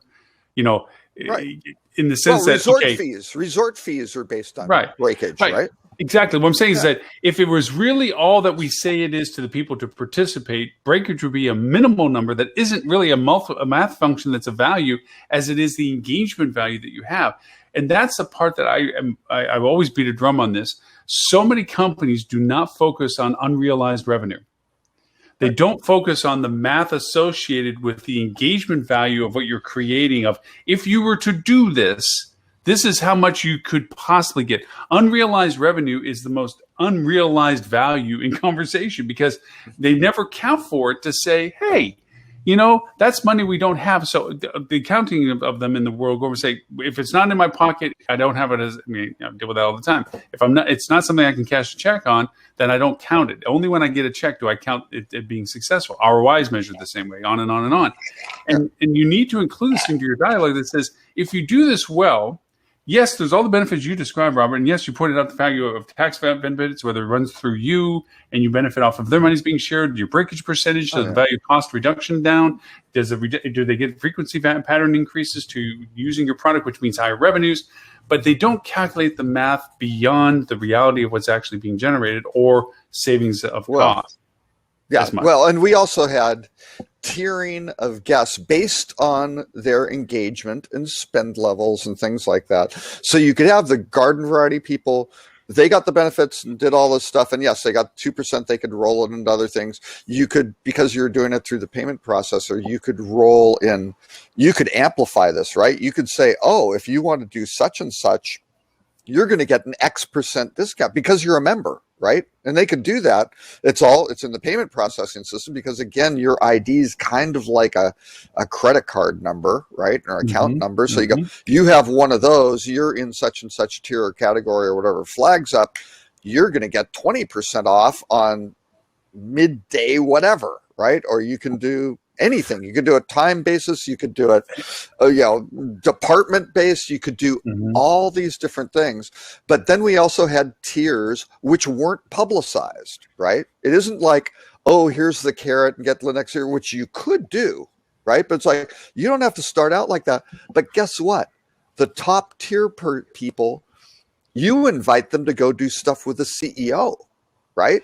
And come in, and it's a special personal, and if it was just a regular hotel, yes, you're going to be dining in the wine cellar with the chef and the GM or whatever, and these are just opportunities that pop up to surprise and delight, right? So you get that, or you're having these places, resorts, right? Large, very well-known events. You're like, you can give them VIP access. You can just do whatever you want.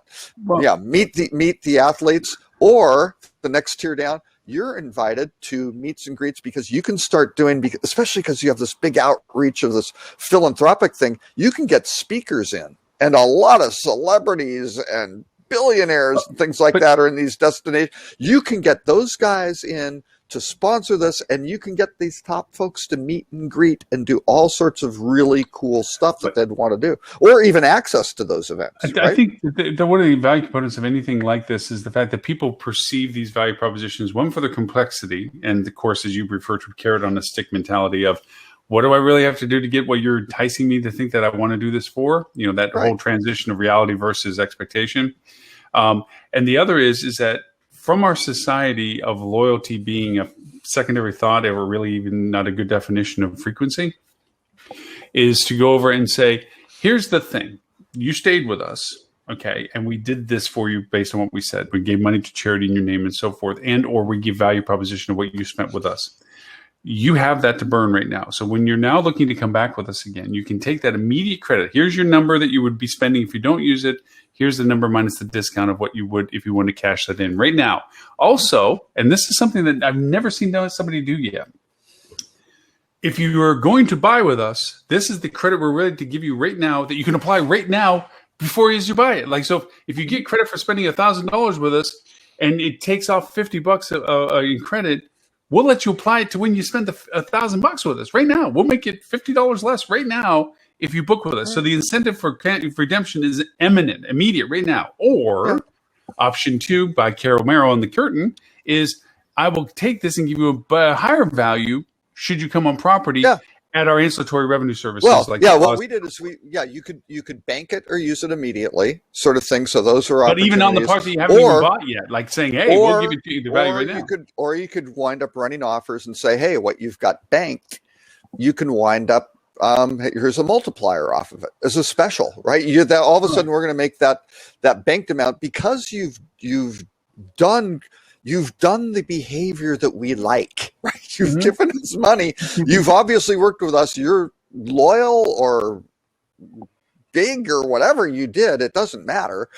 Thank you, right? All of a sudden it winds up being an expression of gratitude based on their behavior. So it's a reward. It's a true reward, not a bait transactional. Not a carrot on a stick, not a frequency. But the other trick, which was very interesting, was on their profile, you could decide, do you want to keep all the money to yourself, or do you want to give a portion to charity? So you could start it if it was 2%, or it doesn't matter. It could be 3%. It's whatever numbers work out. But you kind of go, all of a sudden, that's a pretty strong signal to folks who want to keep 100% of the money for themselves. You go, and that's what I heard versus too, the people who want to give 100% to charity, or to amplify the amount that they got to charity. Those are really two different kinds of guests that you can then go and test not a lot, out I of. remember people talking about that they offered the charity component of that. No, they want to go over and get the redemption value for themselves. Not that they're not good people and what have you, but they understand there's a fractional value to it and so forth. And I'd much rather get the $20 off my stay I know that platforms that I don't Right. like, nameless as they are, offer this kind of stuff. I'd much rather get $20 off of my stay in my pocket, virtually, whatever, than it is to say I'm going to make eventually $2 to a local organization. I know every little bit counts, but in all reality, that never really. I'm talking about the fact that if you tell them, I'm going to do this in spite of what you're spending, this is not any cost to you to do this. I'm willing to put into the charity for this as a compensation. Really, the value to me is that you signed up with me. The Right. other variable that I'm looking at, And it's based, well, the doing, contribution was based, in this case, was based on their spend. And then they Right. got to choose how they did it. And if and again, they could develop a portfolio of charities, or you could have people recommend charities and go through a vetting process and see how that goes. You could have advisory boards of these But I think the thing members that who are people engaged. complain Yeah. most about is that Amazing it's a long, things. a long relationship before there's a value proposition that's worthy of all the effort of loyalty. I'm saying the thing I've not seen anybody do yet is to say, even in your plans of staying with me again, I'll give you credit on that stay right now for what you said you thought you were going to be spending with me. So even though it's a booking you're doing right now, I'll adjust the cost of this booking right now based on the fact you're willing to book it. Like you said, rewarding your behavior. Or you were like, a member. Yeah. Yeah. You want to take the value now or again, or things like that. And that's fine. Yeah. You can, you can do all sorts of crazy things. I love anything that involves charity for your reputation, because it says these are our values, and without you're saying these are our values, you're living in that value when you're saying, buy a Subaru and donate money to your local, animal shelter or whatever it is, or the environment or whatever it is. And everybody goes around thinking, oh, Subaru, that's such a nice company, or Kimpton, that's such a nice company. They are always thinking about giving back to their community. And it just stays with you. It stays in your head. Oh, they must be nice people. Well, especially if you're providing opportunities for them to amplify it and to get involved with them and support. And, hey, we're doing this, and here's that, and here we're having speakers from or whatever. And when you're going to be around, here are things you can do for the people who are just involved in this charity, right? During a peak, you can just do an unlimited number of creative things.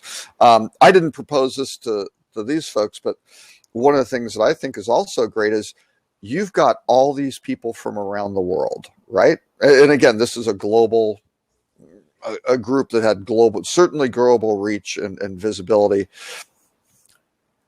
You've got a bunch of people in whatever. They live in Palm Beach or something like that, right? Or Boca. Well, let's find, in this case, this didn't apply to these guys because they didn't have that. But if you had local hotels there, why wouldn't you do special, F&B events or something like that? Yes, it's your monthly, quarterly, annual, I don't care, wine tasting, or the chef coming in from another hotel to do that. And guess who's available? The members, or a tier of members, right? Or whatever that case may be.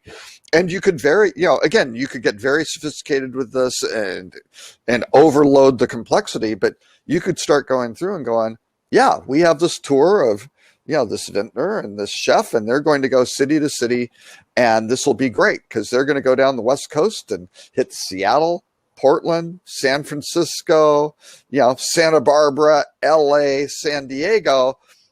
There might be some pretty important guests in cities who would love to get the Nouveau Beaujolais or whatever the case may be. And wow. Meet these guys and go, oh, the next time I'm traveling to wherever, Cologne,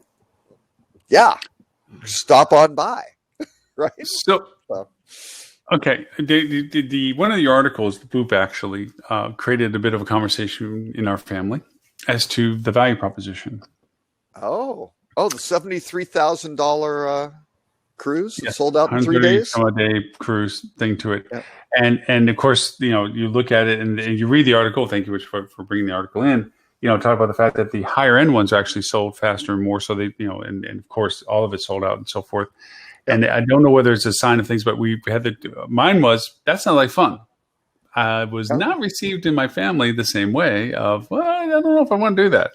And yes, besides the price tag, please understand, and not affordability and everything else aside, just the fact of doing it, the concept of going on a boat, a nice boat, probably really nice boat from the pictures, and going around the world and seeing all these places. I think it goes to a little bit of what we talked about before of I'm going to go do these things. I want to go see these things. I miss these things. But the way they were describing what they were doing and how they were doing it, I have a question with Bezos having just gone into space. And for all the ways you want to look at this, it is like the barnstorming days where a plane popped up in some little town and somebody paid money to hop into it and fly around and nobody had that experience before.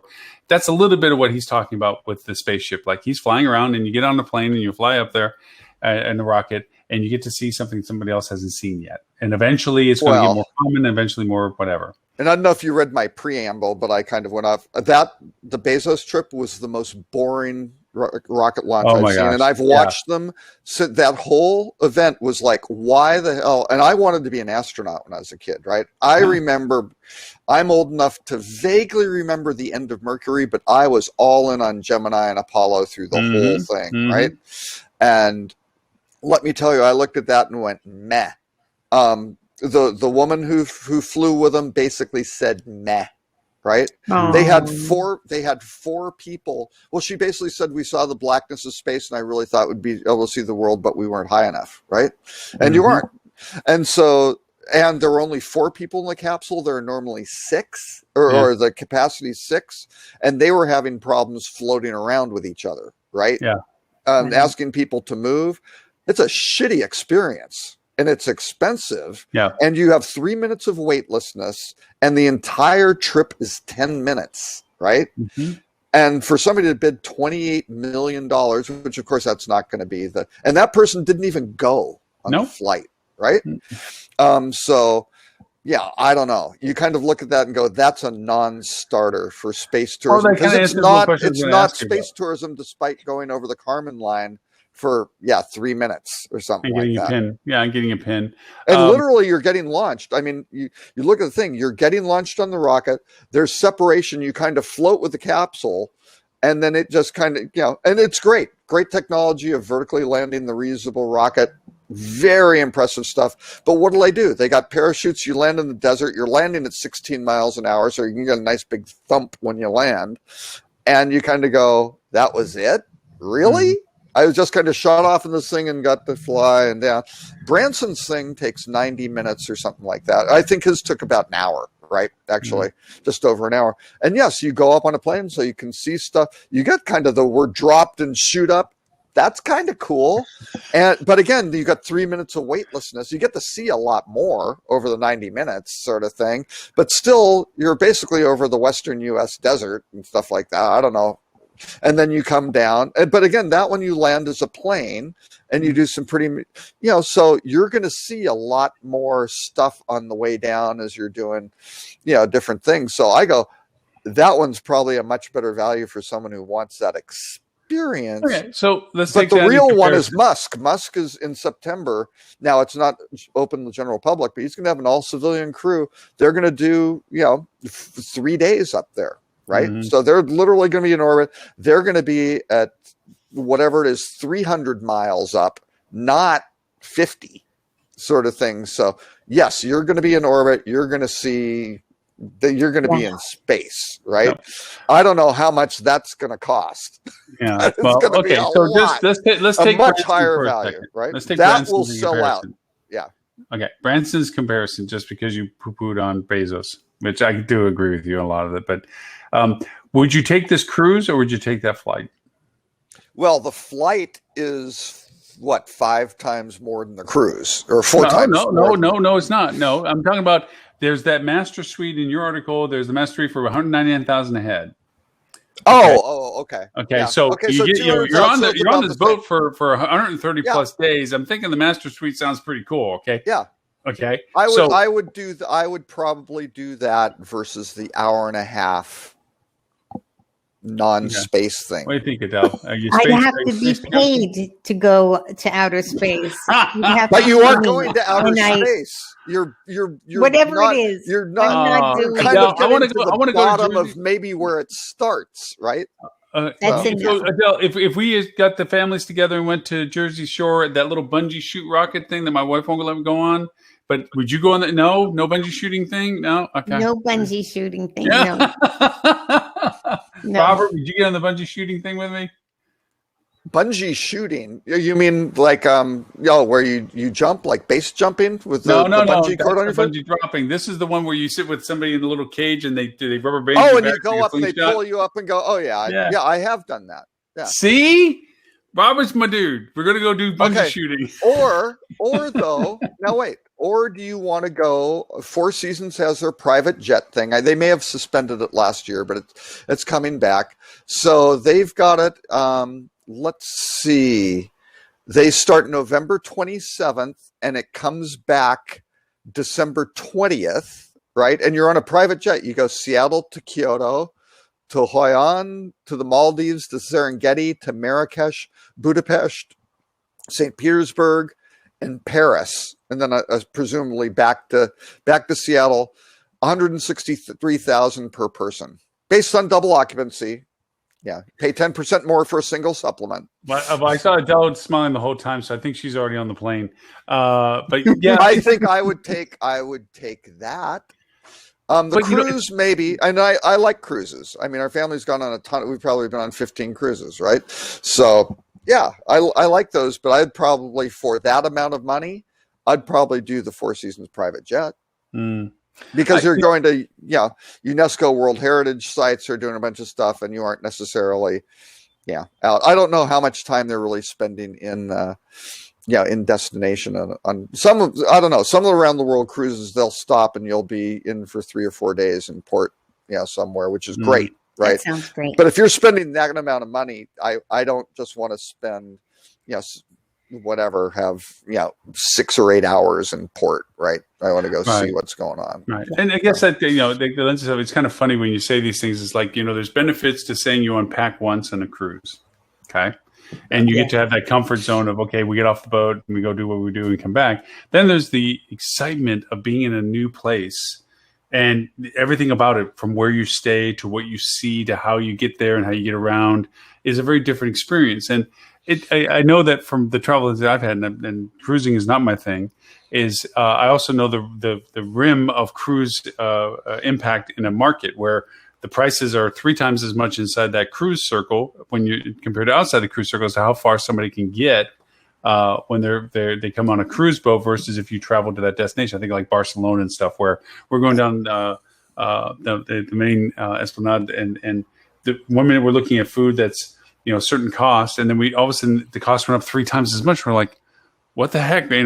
were going closer to the water where the cruise boats were, so the prices were commensurate with the audience, with the amount of people that can get there. Because on one side was as far as the cruise boat people tend to go, so that's where the prices changed on stuff, where it was cheaper and for well, they're ships, number one, Lauren. Okay, they're big boats. Well, no. If you're on, I remember when we were on the Queen Mary 2, they were very explicit. It was not a cruise ship; it was an ocean liner, because you kind of have the ones that are more, seaworthy to really kind of go around the world, versus some of these other ones that are really tall. They stay in the Caribbean for a purpose. Yes. And they do the little transatlantic hop across repositioning type things. But I think in a lot of these cases, I mean, the cruise companies make huge amounts of money on excursions. And I remember we went around we were on Princess. We were going around the British Isles. It was great. It was an 11-day trip, and it started in Southampton, and I can't remember. We went to Dublin and Belfast and Greenock, which is actually for Glasgow, Edinburgh, the Orkney Islands, and just kind of did really nice loop.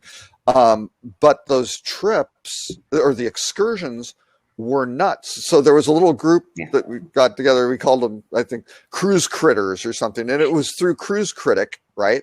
It used to be a lot better, quite honestly, before TripAdvisor got TripAdvisor. I think it was kind of a lost child, but you could get these little groups of people, and you'd wind up having a captain's, cocktail party and things like that, specially set up again for kind of, hey, these people cruise a lot, and they're not. But we wound up getting one of the enterprising organizers wound up getting a shuttle bus, a great, tour guide.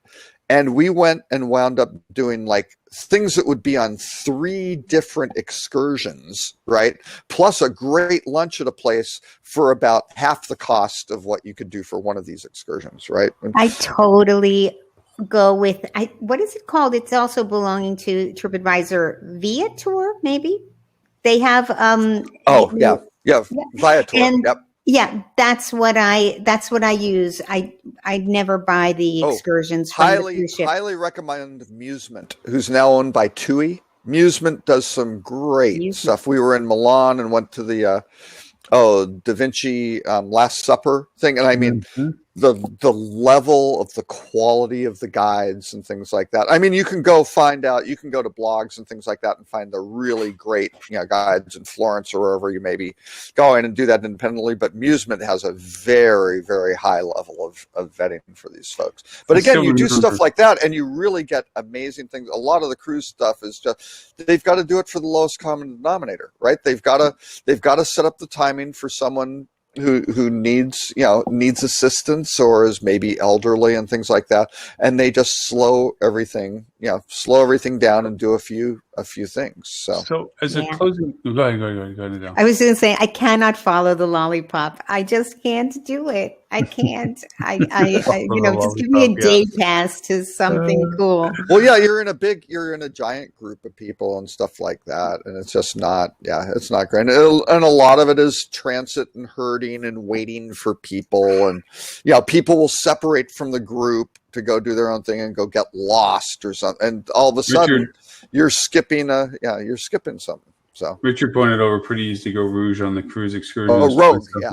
Rogue, Rouge, yeah, Rogue. Sorry, Rogue. Yeah, but it's kind of funny because I've had those excursions. But you don't want to go rogue on these things. Can I tell my one story? Queen Mary 2, right? And it was back to the ocean liner, huh? 14 days around the Caribbean. It was a holiday cruise. It was fantastic, right? They did an amazingly high quality job. It was great.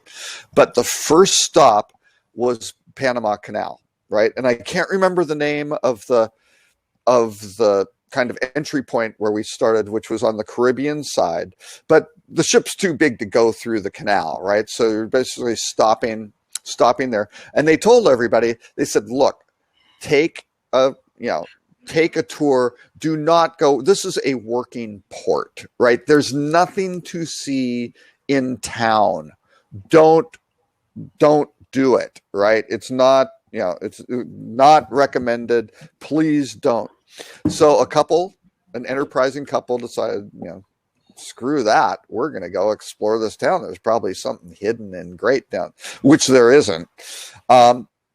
Except they ran into kind of some unsavory characters, and we were waiting. The ship was delayed in leaving that night. And we're kind of like, what? And we were looking out. We had like this balcony room. We're looking out, and you could see these people, and they're coming back in their bathrobes, right? Like, what's going on? And people are kind of cheering, like, thank God, because we're 45 minutes an hour late. They had left the ship, gone into this, and they were mugged. And the muggers took their passports, they took their money, they took their shoes, they took their clothes. Wow. They left them naked. Oh my and this God. is the first port of the 15-day cruise, right? Or whatever. Not a good start. But again, and the cruise lines will say, oh, if you don't go with us and you run into a problem, the ship may leave without you, which is true. They don't want to do that, but yeah, you're late. Yeah. They aren't holding the ship up. They don't know where you are, right? You didn't go, they have no duty of care if you're going rogue. So it is easy to do it. So you want to have a reputable group that knows how the cruise ships work. You're going to get back in plenty of time. Because again, if your little Jeep that's taking you up to the zip lining in Puerto Vallarta, which is fantastic, breaks down on the way back, you gotta figure out how to get there, or you wind up all of your stuff is suddenly on the ship. You're not. The ship is gone, and things get very complicated at that point. Very true. Which can ruin your holiday. So, Robert, you cannot wag your finger at me for the 2-hour limitation thing again. Because, dude, we're ready to wrap up a half hour ago. But now I know more about cruise ships than I ever knew before. No, actually, it's always wonderful when you get a chance to talk. Actually, Adele will really like this, though, because of the community aspect. Again, on that cruise around the British Isles, the great thing was I posted on this little message board they had, because, again, it's by itinerary, right? And I just kind of said, hey, any suggestions? We're flying on miles into Gatwick, right? And any suggestions on what to do for like rail or thing, because again we had to get down to Southampton, right, which was going to be rail again. This guy gave me a tip. He goes, wait, no, what you do if you buy this particular pass, and because you're going with a family, if you go in non-peak periods, which was like after 9 and before 1700 or something like that, you wind up saving 40% per adult and 60% per child. And it doesn't just apply to the Gatwick to London leg. It applies to the London Southampton round trip, both of those round trip. And it's like, oh my God, we just saved a fortune on rail travel, and completely free. He wasn't selling it. He was just providing helpful information to others, and other people saw it and went, oh my God, that's fantastic. We're doing the same thing. We had a driver who was going to take us down. It was going to cost, which I'm sure would have been great, but it's like, wait a second, you can get there on the train. But the only caveat was couldn't buy it in advance. You could only buy it at the station at like one. It's like, and when you get off on the international, there's only like one little booth that you can go to that sells these, and it's it's available to people locally or something like that. But you can get it if you do this, and it was perfect because again, we were arriving at 7:30 or 8 in the morning, and you kind of went, well, yeah. By the time we get our bags and get to the station and get on, we aren't worried about the 9 o'clock limitation or anything. And the same thing to get to the ship and back was like, we're good. Yeah, it's fantastic. It just goes to show you also, too, just the levels of diversity of travel, that there is a way of finding things in general, but there's also a more unique way of finding things that are particular. That, yes, Google's great and helpful with their mobile apps and shows you things, and it makes you aware of some things, and everybody has their preferences, but you just pointed out stories that honestly are not about whether or not you happen to have it displayed on a particular platform, as it is knowing what to look for to be able to discover it. Which is a different modality for a lot of people in a lot of ways. I mean, Dale, you're talking about places that are platforms that you use to find things for what it is that you're interested in doing. That is not your traditional, I'm going to go to XYZ place. I mean, we all have our stories of places where for us it was Italy. We wanted to see the Statue of David, and the line was around the building. We kept seeing people go in the back door. Found out, to your point, Robert, it's like a little booth for locals around the corner that you can buy a ticket for that brings you right into the statue. And you're not with the general public waiting, as you said, with the lollipops, to go in. And it's just these things. And no, it's not on Google to say easiest way to get to see the Statue of David or what's the sneaky way to see the Statue of David. It's identifying how you discover those places that will tell you that. And there's a lot of people that say that. And if you're in Florence going to those museums, they have some of the most amazing tour guides who aren't just incredibly well-versed art historians, but are very, very good at communicating and tailoring their message to their audience too, right? And just truly expert tour guides who will they'll take as long as you want or as short as you want on various things and gear it to your interest, not just the put your quarter in and the thing kind of runs and stops. Robert, I'm trying to get out of my head the vision of you running down a dock to a parting ship in a bathrobe yelling, wait for me, wait for me. It's a visual. I'm having a hard time getting out of my head right now, but that's just me. You can get that kind of travel advice, by the way, on my favorite travel website, which is Tripadvisor, of course, because they have Tripadvisor. Well, you know what?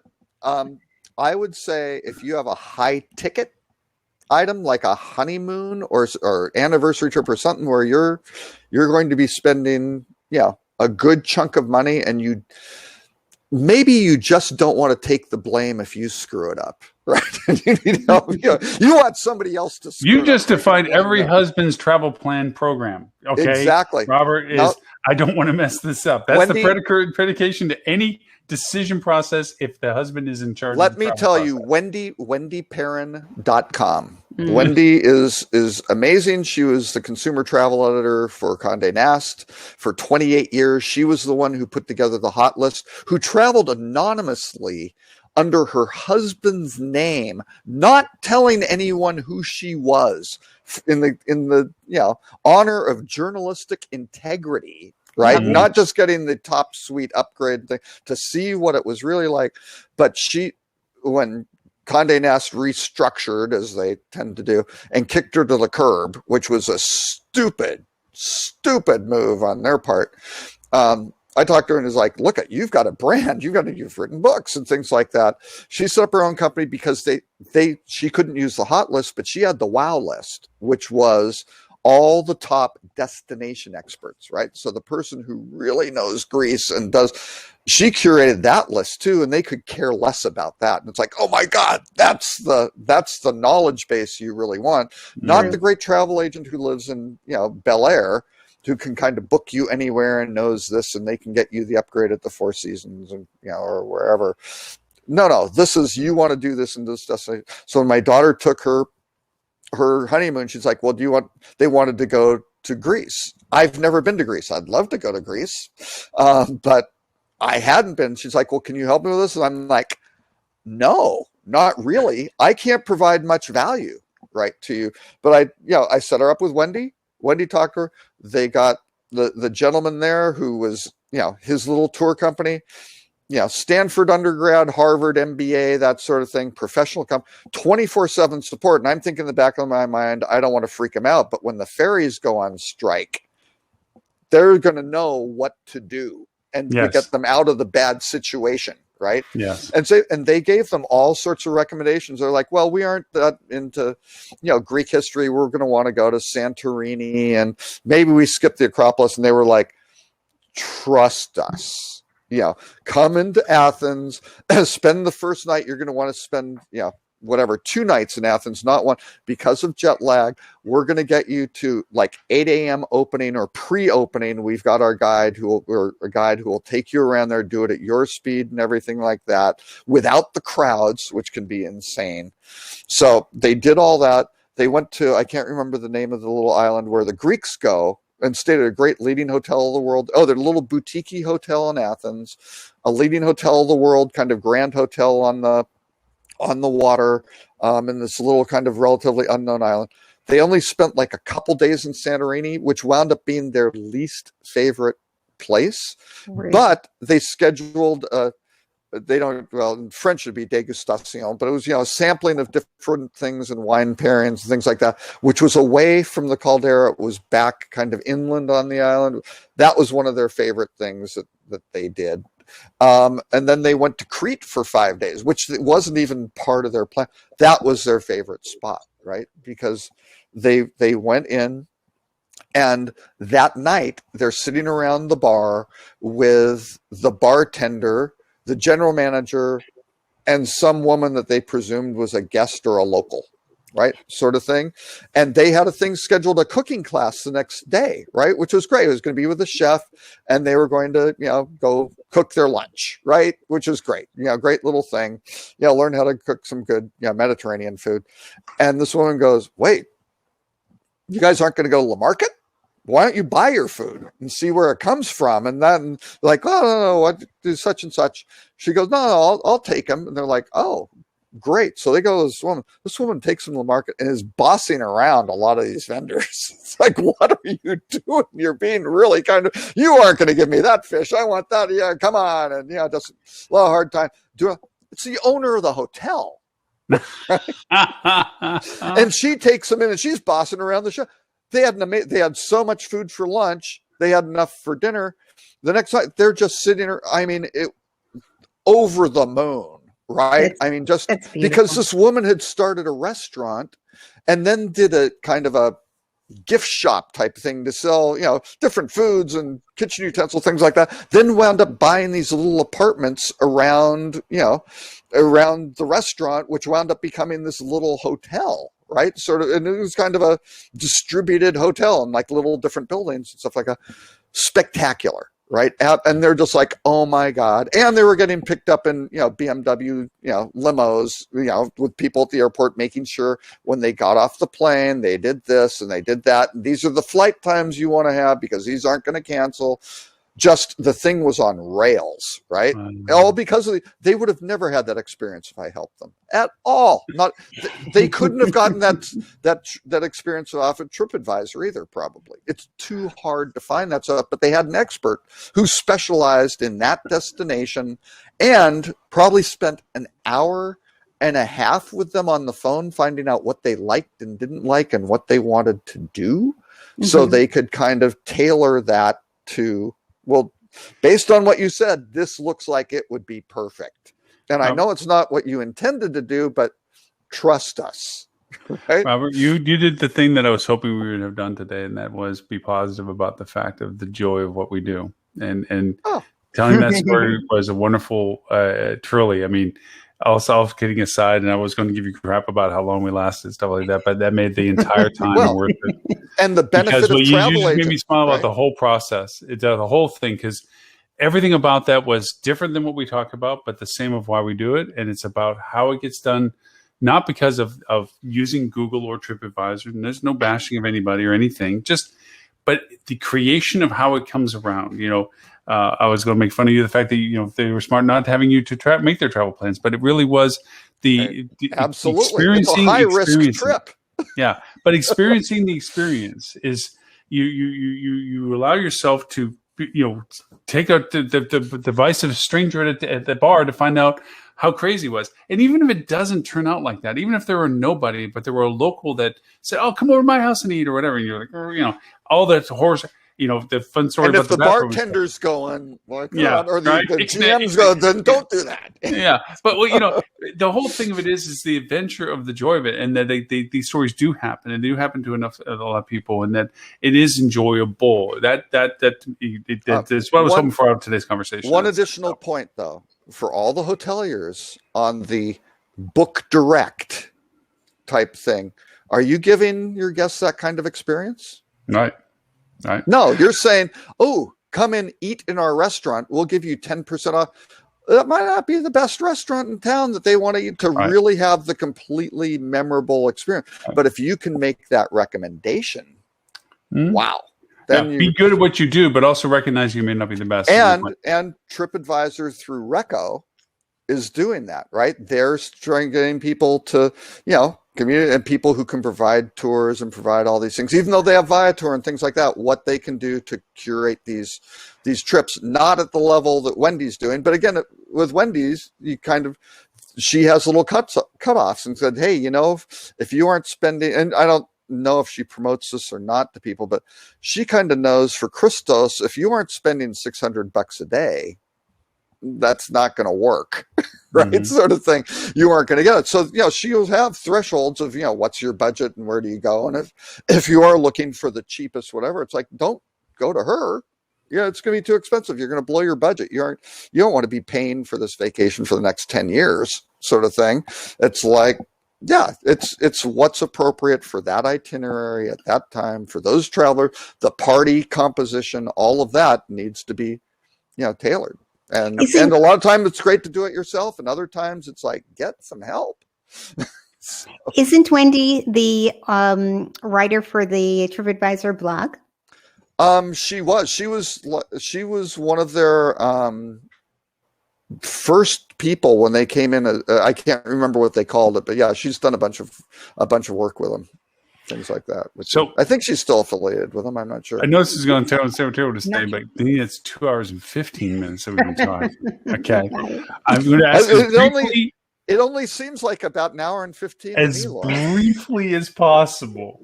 Adele, for people to find you, where can they find you? I'm the host of the Hospitality Reputation Marketing Podcast, and I have a great episode coming out today or tomorrow. Okay, perfect. So come visit me at adelegutman.com, and I can help you create great experiences at your hotel and get great reviews. And I'm telling you, the insights that my guests have on the show are amazing. So please come and watch. Awesome. Mr. Cole, who was out to ridicule the length of the show today, who made it all the more special at the very end. If you want to know more about what you do and where are you, where is it they can find you? And your list, your news list too. Don't forget the news list. Oh, yes, that's true. If you go to, what is it, Lauren? Is it bit.ly/Rock Cheetah? Yeah. Lowercase, no lowercase. space. Yes, exactly. You can subscribe to the newsletter that we tangentially mentioned here. But no, you can find me at rockcheetah.com or Robert K. Cole on social media. And with that, for everyone, this show, of course, will be simulcast again, 11:30 a.m. Sydney and UK time. We know it's Olympic season, so everybody's used to odd hours for watching things, starting today, actually. But it's at hospitalitychannel.tv. That's where we're playing all of our stuff. It, of course, will be back archived into hospitalitydigitalmarketing.com/live. And for replays, you can see us there, as also on Talk TV. For if you want to watch on your TV, you can watch on your Roku, Google, Apple, and Amazon platforms. So, with that, Mr. Robert, thank you for your relatively late but well appreciated conversation. And Adele, as always, thank you so much for being first out of the gate, as always, in the morning, and with Mr. Tim Peter, who was with us, everybody else who was with us in the audiences on all the platforms, and for watching us on Xbox and PlayStation, which I still am amazed by the audience that comes through that. So I'm disappointed you don't have the Oculus version, though. To really we're getting there, but nobody wants to be in my office because this all looks kind of okay-ish, but that definitely does So no, you don't want the 360 view of my office. We'll put it in Adele's. Adele's probably has a beautiful view in front of her. She's got already the art behind her. So I think, we'll just put the camera in Adele's office and I think we'll be good. So yeah. If we do it on Zoom, I can have a really good background. So. There you go. Actually, this platform is supposed to be able to do that soon. But anyways, everyone, thank you so very much. We'll see everyone next Friday, 11:30 a.m. Eastern. Of course, we do the Clubhouse stuff during the day of the week. So catch us there if you use that platform under hospitality marketing. And of course, the TV channel 24/7. Only TV channel in the world that does it for hospitality. Bye, guys.